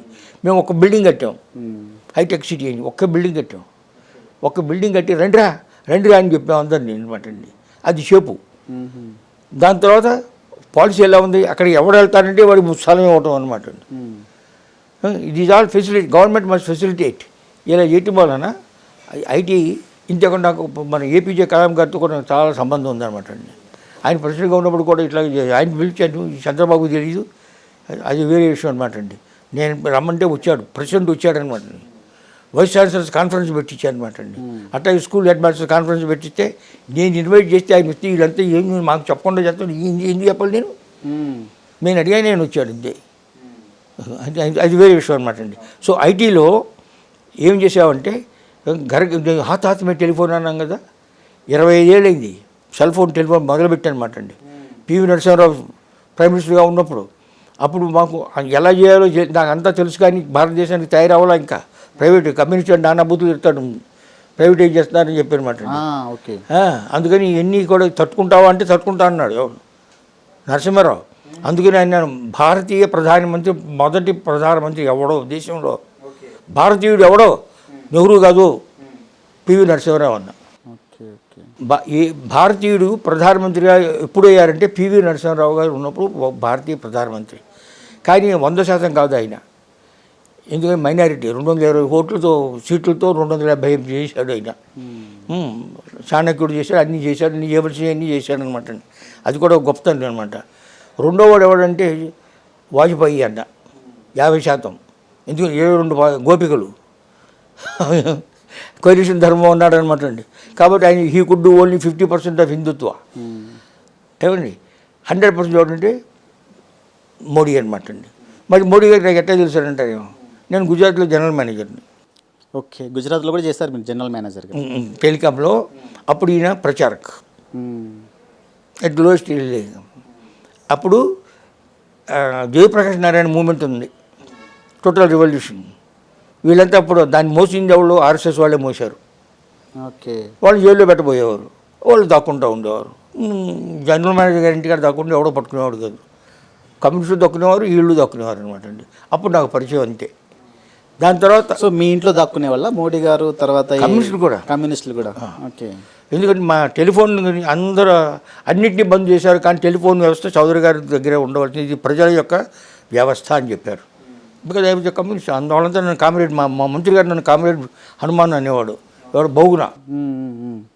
ఇప్పుడు 70s నా మంత్రి అనమాట అండి ఆయన. సరే, అది వేరే విషయం అన్నీ చెప్పుకోవాలంటే. సో ఏం చేసింది, మనకి విద్యా విధానంలో దౌర్భాగ్యం వచ్చింది. మహాభారతం అంటే హిందుత్వం కాబట్టి చెప్పడానికి వెళ్ళలేదు. ఓకే, రామాయణం అంటే హిందుత్వం చెప్పడానికి వెళ్ళలేదు. చరిత్ర అసలు చెప్పకూడదు, సోషల్ స్టడీస్ పెట్టారు, చరిత్ర తీసి పాడుతున్నారు, తెలుసు కదా. చరిత్రలో మనం నేర్చుకున్నాం, అశోకుడు ఉన్నాడని, విజయనగరం అని అన్నీ నేర్చుకుంటే అన్నీ తీసి పారేసేసి సోషల్ స్టడీస్ అంటే ఏంటి, హిందువులు దొంగలు, వాళ్ళు వ్యాపార ముండా కొడుకులు, వాళ్ళకు కుల వ్యవస్థ, ఇది ఇది సోషల్ స్టడీస్లో చెప్పేది. ఇంకా మరి వీళ్ళు ఏం చేస్తారు చెప్పండి పిల్లలు. నేను ఎందుకు చెప్పాను, హిందూ ఎక్కడో పుడిలో పుచ్చింది. ఏంటి జలజాతాసన వాసన సత్యభామ కృష్ణుడు ఇవన్నీ రాముడు అని చెప్తా అంటే పంతులు గారు ఎక్కడో ఉందన్నమాట. అది ఎక్కడో అడిగి ఎప్పుడో బయటకు వచ్చింది. మీకు పద్మశ్రీ 1971లోనే రావాల్సి ఉండేది, కానీ అప్పటి ప్రధానమంత్రి అయినటువంటి ఇందిరాగాంధీ గారు ఆపారని కూడా వార్త ఉంది. అది అబ్సల్యూట్లీ రైట్. అంతే, ఒకసారి కాదు. మీరు ఆ ప్రశ్న అడిగారు, దాని చరిత్ర కూడా చెప్తాను అనమాట అండి. గుజరాత్లో అహ్మదాబాద్లో టెలిఫోన్ చచ్చినట్టు ఎవడని అన్నాడు జనరల్ మేనేజర్గా. ఓకే, నా పైన ఇంకా 41 మంది ఉన్నారు.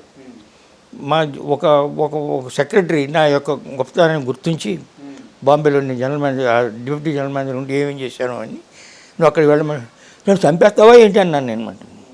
41 మంది నా పైన ఉన్నారు, ఇది స్పెషల్ పే పోస్టు, వాళ్ళని కాదని నన్ను పంపిస్తున్నావు అంటే వాళ్ళు వెళ్ళనన్నాను. ఎందుకు వెళ్ళలేదు, వాళ్ళంతా టెలిఫోన్ సరెండర్ చేస్తున్నారు, సచ్చింది టెలిఫోన్ పనికి మాలిందని చెప్తున్నారు. అయితే నన్ను ఎక్కడికి వెళ్ళమంటావా అంటే, అవును, ఎందుకని నన్ను పంపిస్తున్నావు అంటే, నీ పేరు హనుమంతుడు కదా, హనుమంతుడికి వాటి శక్తి తెలుసా, తెలియదు, రాముడికే తెలుసు, అంతేనా అంటే నువ్వు రావడం అని కూడా అడిగాను అనమాట అండి. అవన్నీ నీకు ఎందుకు, నేను పంపిస్తాను, నువ్వు వెళ్తావా అన్నాడు. వెళ్తాను అనమాట. అక్కడ వెళ్ళిన తర్వాత within 6 months I put a public notice. Anybody has got any complaint against Ahmedabad telephones. Chief Justice Mia Bhai Torkodu, retired fellow, he will be the umpire and కూర్చోబెట్టి అక్కడ. I am the accused, the general manager, రండి అన్నాను. అప్పుడు పేపర్లు అన్నాను, నువ్వు చచ్చిపోతావు రేపు, మీ మీద కంప్లైంట్స్ వస్తాయి, మేము మార్చేసేస్తారన్నాను. రాని అన్నాను అనమాట. సో ప్రతి వాడికి ఆన్సర్ చెప్పి, ప్రతి వాడికి సొల్యూషన్ చెప్పాను అనమాట అండి. శబాష్. అప్పుడు హరి కామ్రేడ్ వాడు బొగునా అనమాట. వాట్ హ్యావ్ యూ డన్ అన్నాడు. Sir, I'm a people's man, this telephone is a people's telephone. సమ్మెలు జరుగుతాయి ఇక్కడ, నన్ను ఎవరైనా ముట్టుకున్నాడా, ముట్టుకోలే. నాకు పుస్తకం కూడా రాసిన ఆర్ యూ లిసనింగ్ అనేది అనమాట అండి. తర్వాత అహ్మదాబాద్లో ఏం జరిగింది, మా బహునా గారు, నేను ఒక టెలిఫోన్ ఎక్స్చేంజ్కి అహ్మదాబాద్ని, అసలు పేరు Karnavati, Raja Karna was defeated by a Muslim general and that fellow became Ahmedabad అనమాట. ఓకే. సో ఎక్కడైతే ఆ కర్ణుడు అనేవాడు రాజ్యం చేశాడో, వాడు స్థలం ఉందో, అక్కడ ఉన్నటువంటి టెలిఫోనిక్ ఎక్స్చేంజ్కి కర్ణవతి అని పేరు పెట్టా. అది ఆర్ఎస్ఎస్ వాళ్ళు అహ్మదాబాద్ అనరు, అప్పటికి అనరు. ఆ పట్టణాన్ని కర్ణవతి అంటారు. ఆ పాటిని ఈ కాంగ్రెస్ ఉద్యోగులంతా కూడా పిటిషన్ పెట్టారు, వీడు ఆర్ఎస్ఎస్ ఆడని. ఓకే. ఆ పాటిని బహుగుణ దగ్గరికి, ఏం కామ్రేడ్, బహునా కూడా ఎక్స్ కమ్యూనిస్టు, స్టూడెంట్ ఫెడరేషన్లో ఉండేవాడు అనమాట అండి.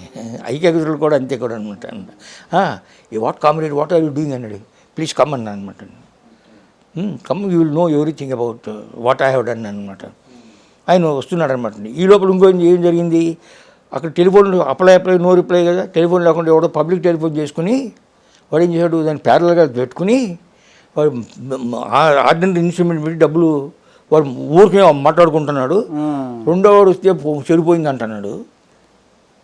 ఏమండి, లేకపోతే అందులో డబ్బులు ఏమో మింగేస్తాయి కదా, సరిగ్గా పనిచేసేవి కదా, మీరు పుట్టారు పుట్టలేదు, కాయిన్ కలెక్టింగ్ బాక్స్ ఉండేవన్నమాట. ఓకే. అప్పుడు ఏం చేసేవాడిని అంటే, ఆ జనరల్ మేనేజర్ ఉండి సైకిల్ మీద ఉదయం పూట రోడ్లంటే వెళ్తూ ఆ టెలిఫోన్లన్నీ చెక్ చేస్తూ ఉండేవాడిని అనమాట అండి. నాకు ఇది కనిపెట్టాను అనమాట. కనిపెడితే వాడు తీసి పారేశాడు అనమాట. వాడు ఒక పిటిషన్ రాశాడు, అయితే మనం బాగునాకు తెలుసు అనమాట అండి. వాడు ఏమని, హనుమాన్ చౌదరి కరప్ట్ ఫెలో టెలిఫోన్లని కట్ చేస్తున్నాడు అనమాట. సో బాగునా రావటంతో నేను ఈ కేసు చెప్పాను అనమాట. వీడి మీ ఫ్రెండ్ అంటే వాడు ఐస్ క్రీమ్ వాడు ఉన్నాడు చూసారు అక్కడ, ఏదో అంటారే ఇక్కడ కూడా పెట్టాడు, వాడు ఈ పని చేస్తున్నాడు అంటే, అదే వీడు వెళ్ళి ఈ పిటిషన్ నువ్వు చేసిన పని ఇది నాకు తెలుసు పఫా అన్నాడు అనమాట అండి. And he was a financier for Bahuguna. రెండోది, కర్ణవతి ఎందుకు పెట్టావు అన్నాడు అనమాట అండి. Sir, this exchange is called Sabarmati. ఇంకొక exchange, why did I name that? Because Gandhiji was associated with Sabarmati, this exchange is in that area, so I called it historical name Sabarmati. There was a fellow called Navrang Khan. He is a Muslim general who conquered Ahmedabad. Therefore, there is an area called Navrangpura. Sir, the telephone exchange name I called Navrangpura. Sir, this is where Karna ruled. Therefore, it is Karnavati అన్నమాట. Super. అప్పుడు ఆయన yes అన్నాడు అనమాట అండి. వాళ్ళందరికీ ఆయనే జవాబు చెప్పాడు, నేను చెప్పలేదు. ఎవడైతే టెలిగ్రామ్లు కొట్టేవాళ్ళు అంటారు. అక్కడి నుంచి 2.5 ఏళ్లలో దాన్ని డబుల్ చేసే సిస్టమ్ని. దాని తర్వాత మన మొరార్జీ దేశాయ్ గారు ఫాస్ట్ చేస్తున్నాడు, అక్కడున్న గవర్నమెంట్ని డిస్మిస్ చేయమని. తెలిసి గుర్తుందో లేదో మీకు చరిత్ర. చేస్తుంటే ఆయన భూకర్తాలు చేస్తుంటే ఒక రోజున నాకు ఆయన రింగ్ చేశాడు. ఇందిరమ్మ నాతో మాట్లాడబోయింది, సగం మాట్లాడాము, కట్ అయిపోయింది, నువ్వు కనుక్కుంటావా అన్నాడు. ఏమిటని, అప్పుడు మనకి శేషన్ గారు సెక్రటరీ ఇందిరమ్మ గాంధీకి. ఓకే. టిఎన్ శేషన్ గారు. I rang him up, sir this is Morarji Desai is on fast, Gujarat is on fire. He called me and says Indiraji was talking to him and the telephone conversation got cut. Is it true or not? I am asked to find out and then connect again. Wait. He went and asked Indira Gandhi. She said, deny it. So Session told me, you deny it. So I rang up Morarji Desai and said, sir, she says she has not spoken to you. Some mistake అన్నమాట. I know all that. అన్నాడు, పెట్టేశాడు అనమాట అండి. ఇంకోటి, అప్పుడు చెమ్మన్బాయి అనేవాడు ఓజా అనేవాడిని దించేస్తున్నాడు. ఓజాడు కాంగ్రెస్, ఘనశ్యామ్ భాయ్ ఓజా, వాడికి వ్యతిరేకంగా ఇప్పుడు ఎట్టగైతే పైలట్టును గెహ్లోట్ జరుగుతుందో, అప్పుడు చెమ్మన్బాయి ఏమన్నాడంటే నాకు టెలిఫోన్ కావాలన్నాడు. ఎక్కడ కావాలన్నాడు, 30 కిలోమీటర్ల దూరం అహ్మదాబాద్ నుంచి ఒక ఫారంలో పెట్టాడు. వాడు డిసిడెంట్స్ అందరిని తీసుకెళ్ళి అక్కడ పెట్టాడు. అక్కడ టెలిఫోన్ కావాలన్నాడు. ఒక్క రోజులో 24 గంటల్లో 30 కిలోమీటర్ల లైన్ కట్టేసి ఇచ్చి టెలిఫోన్ ఇచ్చేసాను అనమాట. ఇందిరమ్మకి తెలిసిందండి. చూడు, మొరార్జీ దేశాయ్కి ఏమో చేశాడు, ఆడు చిమన్బాయికి ఏమో టెలిఫోన్ ఇచ్చాడు, అది పట్టుకుందనమాట అండి. సో బహునా గారు వెళ్తూ that Mr Chaudhary should be promoted superseding 41 people and he must be given Padmashri అని రికార్డ్ చేశాడు అనమాట. పద్మశ్రీ కోసం పంపించారనమాట అండి. Indira Gandhi struck it off. So that is 1973. Okay. Then I went there as general manager Maharashtra Poonala undaga. Who was my minister? Shankar Dayal Sharma, congressman. So he also recommended, because I did some wonderful things, so he said Hanuman Chaudhary should be given Padma Shri. That was 1976. She cut off. 1982 I was the general manager in Andhra Pradesh. Stephen, congressman, was the minister. Indira was the prime minister. Stephen recommended that I should be given Padma Shri. Third time, Indira said nothing doing.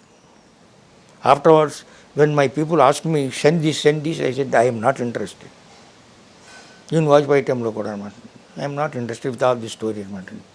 మొన్న 10 ఏళ్ళలో ఎందుకు ఇచ్చారంటే మోడీ గారు, he knows, somehow he has come to know all this history and what I was doing it as ITPT, etc., etc. So one day in the evening I got a rank. Some CBI fellow, intelligence fellow came and said, sir, I want your CV tonight. So at about 9:30 in the evening, I called my secretary, sent her vehicle, and she came and TCS లో ఉండగా అనమాట అండి. ఆ రాత్రి చేసిన తర్వాత that's how I got. So it is at the initiative of him. దాని తర్వాత ఎందుకు జరిగింది అలా నేను 2013 అక్టోబర్లో ఒక పెద్ద మీటింగ్ పెట్టా. All 9,600 students from all over India were called at the Nehru Stadium. Theme is building a prosperous, powerful, intellectual, ethical India to become a Jagat Guru once again. ఇది థీమ్. ఇద్దరినే పిలిచా. మోడీ గారిని as the Chief Minister of Gujarat. And this man was ex-Chief Minister. So I gave a presentation saying Chandrababu did this wonderful IT. This is the thing which is going to be our horse to propel India into the prosperous, powerful, intellectual, ethical India. Sir, you have perfected this. We began, but you have done it better in Gujarat than what we have done. So if you two people come together, now our dream of this prosperous, powerful, etc. India can be. So both of them, విన్న తర్వాత వాళ్ళు మాట్లాడిన తర్వాత when they came, I said, no, both of you should join your hands and photograph. Then they said, no, if you stand in the middle, to your right your ex-chief minister, to the left my ex-general manager Ahmedabad, అని ముగ్గురిని కలిసి చేయించామన్నమాట, చేతులు కట్టుకుని చేయించామన్నమాట. Then the RSS was not for him. No alliance with this fellow is. Then he came here in next June ఇప్పుడు వచ్చారనమాట అండి. కొన్ని నెలల తర్వాత వస్తే then I took some 3 or 4 more fellows. Modi గారు, BJP in Andhra is nothing. They will get 3 or 4%, maximum 4% in Telangana and 1% in Andhra. But this is the margin with which గెలవడం. All the Vaishyas and Brahmins will vote for an alliance where there is BJP. Okay. But if BJP is not in the alliance, this can't win. Why should we waste our vote? Therefore, I will vote Congress. This is what the Brahmin and Vaishya are doing. So this is, if you want to get, Vajpayee got 10%. Because Vajpayee was in alliance with the TDP అనమాట అండి, 99 అనమాట. So మీరు కలవాలని చెప్పి అనమాట అండి. కలవాలంటే మళ్ళీ ఆర్ఎస్ఎస్ వాళ్ళు అడ్డుపడితే నేను మళ్ళీ ఆర్ఎస్ఎస్ వాళ్ళ దగ్గరికి వెళ్ళి, లేదురా బాబు, మీ వదిలించుకోవాలి, కాంగ్రెస్ని వదిలించుకోవాలంటే దిస్ ఇది ఓన్లీ వే. కానీ వీడికి నీతి లేదు అన్నారనమాట అండి చంద్రబాబు. నీతి కాదు, మనకు కావాల్సింది కార్యసాధన. దాని తర్వాత చూద్దాం సిద్ధాంతం. ముందు రెవల్యూషన్ అనేది పవర్ వచ్చిన తర్వాత, పవర్ రాకముందా, పవర్ లేకుండా రెవల్యూషన్ అనేది తీసుకొస్తావు. కాబట్టి ముందు పవర్ కావాలి మనకి. ఆ పవర్ను ఉపయోగించుకొని రెవల్యూషన్ తీసుకొద్దాం, హిందుత్వాన్ని తీసుకొద్దాం, అట్లా చెప్పి చివరిగా ఎల్లించి పెట్టాం అనమాట.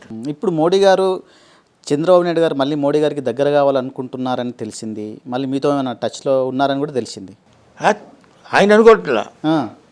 చంద్రబాబు మా షడ్రకుడు అంటే తెలుసు కదా, మా వైఫ్ సిస్టర్స్ హస్బెండ్ అనమాట అండి. సినిమాలు తీస్తాడు అశ్విని దత్తు. వాళ్ళని ఇంకిద్దరు ఎంతోమందిని పంపించారనమాట అండి. And he prepared, he wants an interview with Modi, he wants to make up this thing and that thing. అంటే నాకు ఎంతో రిలేక్ట్గా ఉన్నప్పటికీ కూడా I went to Delhi, talk to some people, don't ask who అనమాట అండి. This is our enemy, he has unprincipled fellow, he has stapled with Rahul Gandhi in Telangana elections, etc. He has no, and whenever he has won only with our support. He was defeated only when our support was not there. In 99 it was alliance, BJP TDP alliance. 2014 TDP alliance. 2009 no alliance. He was defeated. So ఇప్పుడు మళ్ళీ కూడా no alliance. Therefore he is defeated. Because this marginal vote, Vaishya, Brahmin and Nabod వాళ్ళు, we vote where the BJP is. If it is in alliance with the TDP, yes, TDP, so be it. అని చెప్పాను అనమాట అండి. చెప్తే వాళ్ళు అన్నారు, nothing doing, this fellow must go. మా దేశం నాశనం అయిపోతుంది, మాకు ఎట్టాగో స్టేక్ లేదు అక్కడ, మాకు ఓటు వేసేవాడు కూడా లేడు, మా అందుకు మేము గెలవం. We are a tail party in Andhra Pradesh. తెలంగాణలో because the Turka fellow was ruling for quite some time, you may get something if you pit up. But there it's not possible. We have to tail party. So my mission now is to split the TDP. I am asking those people, you check it out. You tell them, yes, you, what did you do? You, మీ మానమావని అల్లుడా రమ్మని ఆదరమ్మున పంపు మామను బట్టి చంపగలమే అన్నాడు కృష్ణుడు అర్జునుడు గయోపాఖ్యానంలో. అలాగే ఎందుకు చంపాడు ఆయన్ని, ఎందుకు దించేశాడు? Because the party was getting ruined by Lakshmi Parvati. అట్లాగే your TDP is getting ruined because of this man. He has made himself as the proprietor and is bringing his son etcetera. And then it is now identified with the Kammas. So greatest disaster will happen to the Kammas. Brahmananda Reddy గారు, YS Rajasekhara Reddy గారు కమ్మ వాళ్ళకి చెప్పిన హితం ఏంటంటే, మీరు రాజకీయంలో రావద్దు, మీకు ఏం ప్రయోజనం కావాలితే ఆ ప్రయోజనం చేస్తా, మీకు ఏ లైసెన్స్ కావాలితే ఆ లైసెన్స్ ఇస్తా, మీకు ఏ భూమి కావాలంటే అదంతా ఇస్తా, కానీ మీరు రాజకీయంలో రావద్దు. అది కరెక్ట్ అడ్వైస్. ఎందుకంటే ఇదన్నీ కలిసి ఇందుట్లో బ్రాహ్మణ వ్యతిరేకం చేసింది కమ్మవాళ్ళే. రామస్వామి గారు నాస్తికవాదం అని చెప్పి ఇదన్నీ చేసిందని, జస్టిస్ పార్టీ ఇవన్నీ చేసింది వీళ్ళే అనమాట అండి. సో చదువులు వచ్చినాయి, డబ్బులు వచ్చినాయి, వ్యాపారం వచ్చింది. They are the Marwaris of Andhra Pradesh. మార్వాడీలు రాజ్యం చేస్తారా? రాజ్యాన్ని నడిపిస్తారు. అవునే? సో మీరు ఇలా ఉండవలసిందేనే. వీళ్ళ టీడీపీకి ఆ రామ్మోహన్ నాయుడు ఉన్నారు చూసారా, ఎంపీ, ఆయనతో నేను చాలాసార్లు మాట్లాడుతున్నా, బాబు ఈ పార్టీ మీదయ్యా, బీసీలు ఎన్టీ రామారావు బీసీల కోసం పెట్టాడయ్యా దీన్ని. అటు అయితే ఒకప్పుడు బ్రాహ్మణులు లేకపోతే షెడ్యూల్ కాస్ట్ వాళ్ళే రాజ్యం చేస్తూ ఉండేవారు, వీళ్ళిద్దరూ ఉండటానికి వెళ్ళేదని చెప్పేసి మిమ్మల్ని తీసుకొచ్చాడయ్యా. నువ్వు చక్కగా మాట్లాడతావు, యంగ్ ఫెలో, ఇంతవరకు ఇంకా మచ్చలేదు నీకు.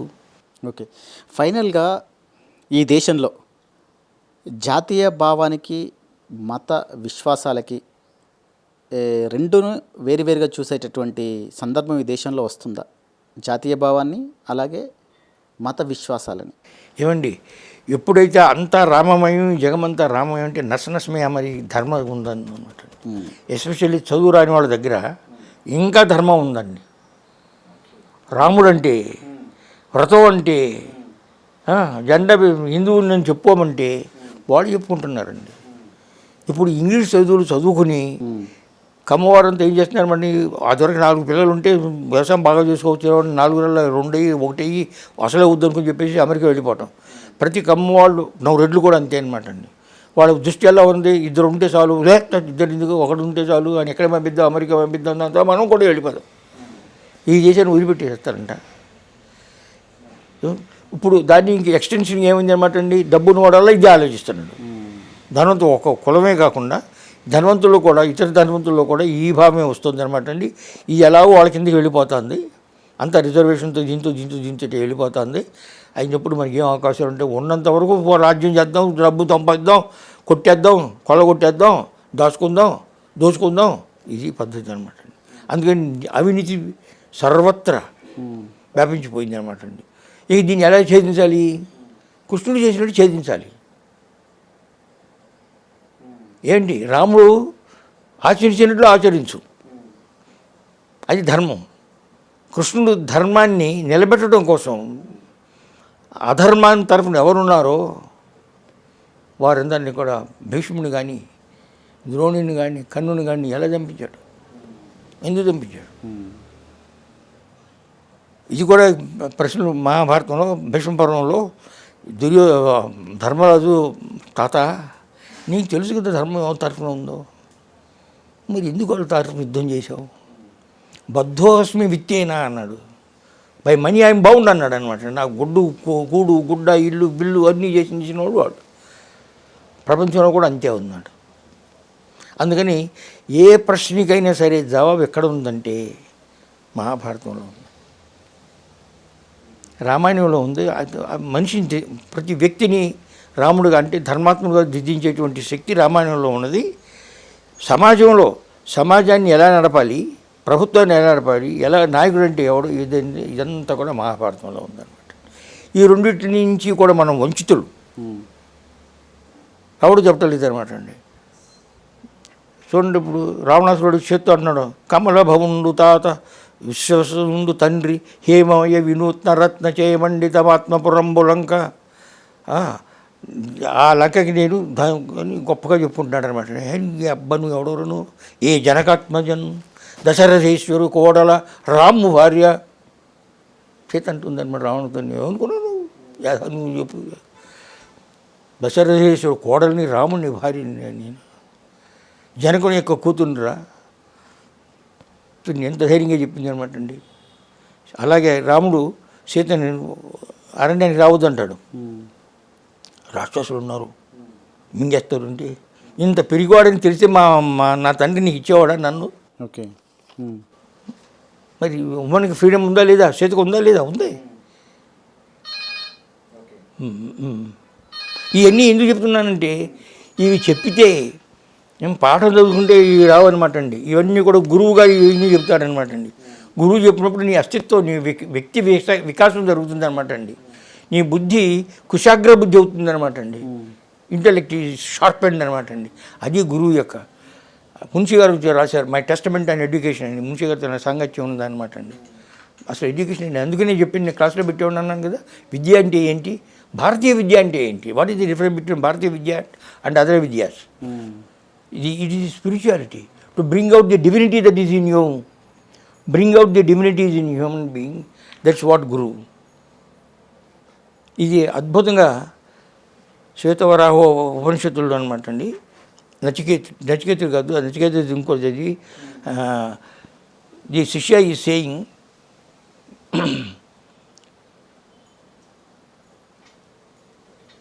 How can you believe what I can't see అంటాడనమాట. గురువు ఏమంటాడు, సో ఉందని చెప్తాడు. He didn't contradict him. నిజమే, చాలా కరెక్ట్ అయిన ప్రశ్న, చాలా జటిలమైందే అని. మర్రి చెట్టు గింజ ఉంటుంది చూసారా, మర్రి గింజ ఎంత ఉంటుంది, తీసుకురమ్మన్నాడు అండి. వెళ్ళి తెచ్చారనమాట. ఏమిటి అన్నాడు, మర్రి గింజ సార్ అన్నాడు. కట్ ఇట్ సంగ్ పారే, కట్ ఇట్ సంగ్ పారే sir, I can't see. How can is it there or not, you can't see. నతు మం శక్యతే, ఈ కళ్ళతో నన్ను చూడలేవు. దివ్యం దదామి తే చక్షుక పశ్యమే యోగమైశ్వరం అన్నాడు భగవద్గీతలో. ఈ కళ్ళతో నా యొక్క అద్భుతాన్ని నువ్వు చూడలేవు, నీకు దివ్య దృష్టి ఇస్తాను, అప్పుడు చూస్తావు అన్నాడు అనమాట అండి. మనం టెలిస్కోప్తో ఎంతైనా చూస్తాం, మైక్రోస్కోప్తో ఎంతైనా చూస్తున్నాం. సో గురువు ఏం చేసి చెప్పాడు, ఈ did not say shut up.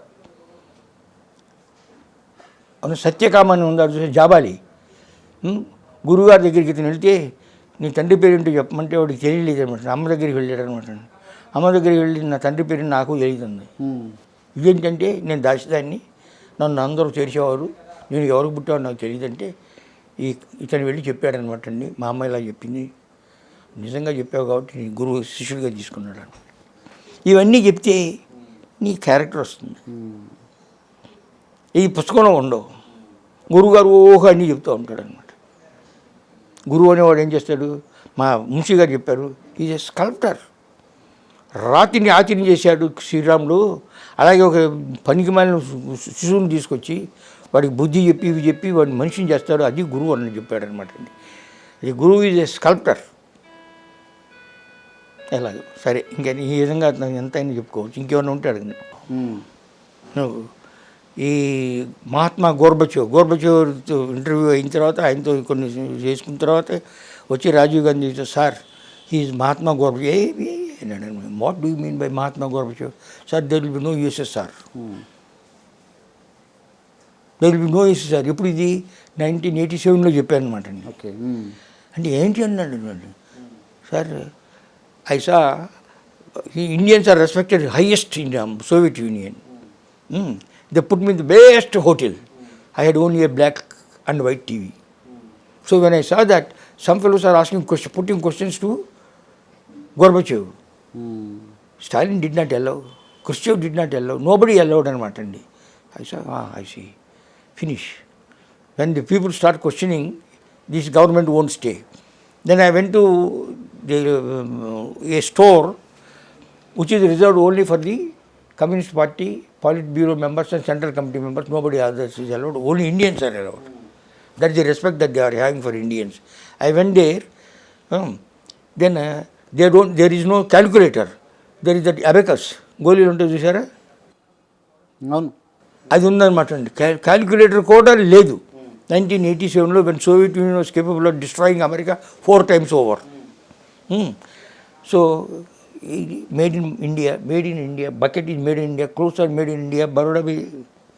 Sir, this is the thing. I went to the telephone exchange, దానికి వెళ్ళాను అనమాట అండి. I asked, where is this cable made? Germany. Where is this made? Czechoslovakia. Where is this made? It is made in Hungary. What do we make? We make missiles to protect all these countries. Sir, this is what they told me. So they can destroy America. Now but when once they are speaking only in Russian, but privately they are speaking to me in English. This is what you pen matter. And one fellow complained, one day we were going in the car from Moscow to some other city అనమాట అండి. వెళ్తుంటే సెంట్రల్లో ఉంటుంది road అనమాట, వెళ్ళిపోతూ ఉంటుంది. So these fellows are carrying, ఇక్కడికి వెళ్ళాడు, ఇక్కడికి వెళ్ళాడు. At one time suddenly that fellow stopped and he went away. Okay. He went away. After about half an hour, 40 minutes he came back. ఏంటి ఏం జరిగింది అంటే, I saw a queue, I went there, stood అన్నాడు అనమాట. ఏం తెచ్చామంటే kilo మాంసం తెచ్చుకున్నాడంట. Sir, this is what is Soviet Union, which can destroy America 5 times over. So there is a queue. The fellow does not know what is in the queue. He went there, stood, and what he got was 1 kilo. అంటే అలా ఉంది. And at the end of all this, one lady came to me and gave పుష్పాలు ఇచ్చిందనమాట అండి. You are great, Indians are great. That's why I have come. I could not speak to you because I have to speak only in Russian. We love Indians. Why? You are the only country which has voluntarily chosen our friendship. Hungary, our Sainyam is there. Czechoslovakia, Sainyam is there. Every communist country, our Russian Sainyam is there. Yours is the only country who voluntarily chose our friendship. Of course, we had an interest. Okay. Okay. Thank you గురుగారు. నమస్కారం అండి. So ఇది గురు talk షోలో ఇవాళ మనం doctor Padmashri Tripuraneni Hanuman Chowdary గారితో చాలా విషయాలు మాట్లాడాం. టెక్నికల్గా ఆయన టెలికాం రంగంలో ఒక పరిశోధకులు, టెలికాం రంగాన్ని విప్లవాత్మకమైనటువంటి మార్పులకు నాంది ప్రస్తావన పలికినటువంటి కృషివలుడు. సో అంతటి జ్ఞాన భాండాగారం ఉన్నటువంటి వ్యక్తితో మనం ఇవాళ మాట్లాడాం. అసలు సమయం ఇంకొక కోణంలో తీసుకుంటే ఇంకొక గొప్ప సబ్జెక్ట్ అయ్యేటటువంటి సందర్భం అయితే ఇవాళ ఉంది. ఎందుకంటే భారతీయ జాతీయ భావం కావచ్చు, భారతీయత కావచ్చు, భారతీయ ధర్మ పరిరక్షణ విషయంలోనే కావచ్చు, దానికి ఆయన కన్వీనర్గా కూడా పనిచేస్తున్నారు వారు. సో ఇట్లాంటి విషయాలను, అలాగే భారతీయ విద్యా విధానం పైన మాట్లాడితే కనుక అమూల్యమైనటువంటి, అమోఘమైనటువంటి జ్ఞానాన్ని మనం సంపాదించుకునే అవకాశం ఉంది. సో ఖచ్చితంగా గురువుగారితో మళ్ళొకసారి ఈ విద్యా విధానం పైన కూర్చుందాం. చాలా విషయాలు ముందు కూలంకషంగా మాట్లాడిన తర్వాత ఇంటర్వ్యూలోకి వెళ్తే కనుక ఇంకా చాలా ఇంటర్వ్యూ చాలా సంక్షిప్తంగా మీ ముందుకు తీసుకొచ్చే ప్రయత్నం కూడా చేస్తాను గురు టాక్ షో ద్వారా. So thank you so much. Like and subscribe Eagle Media Works.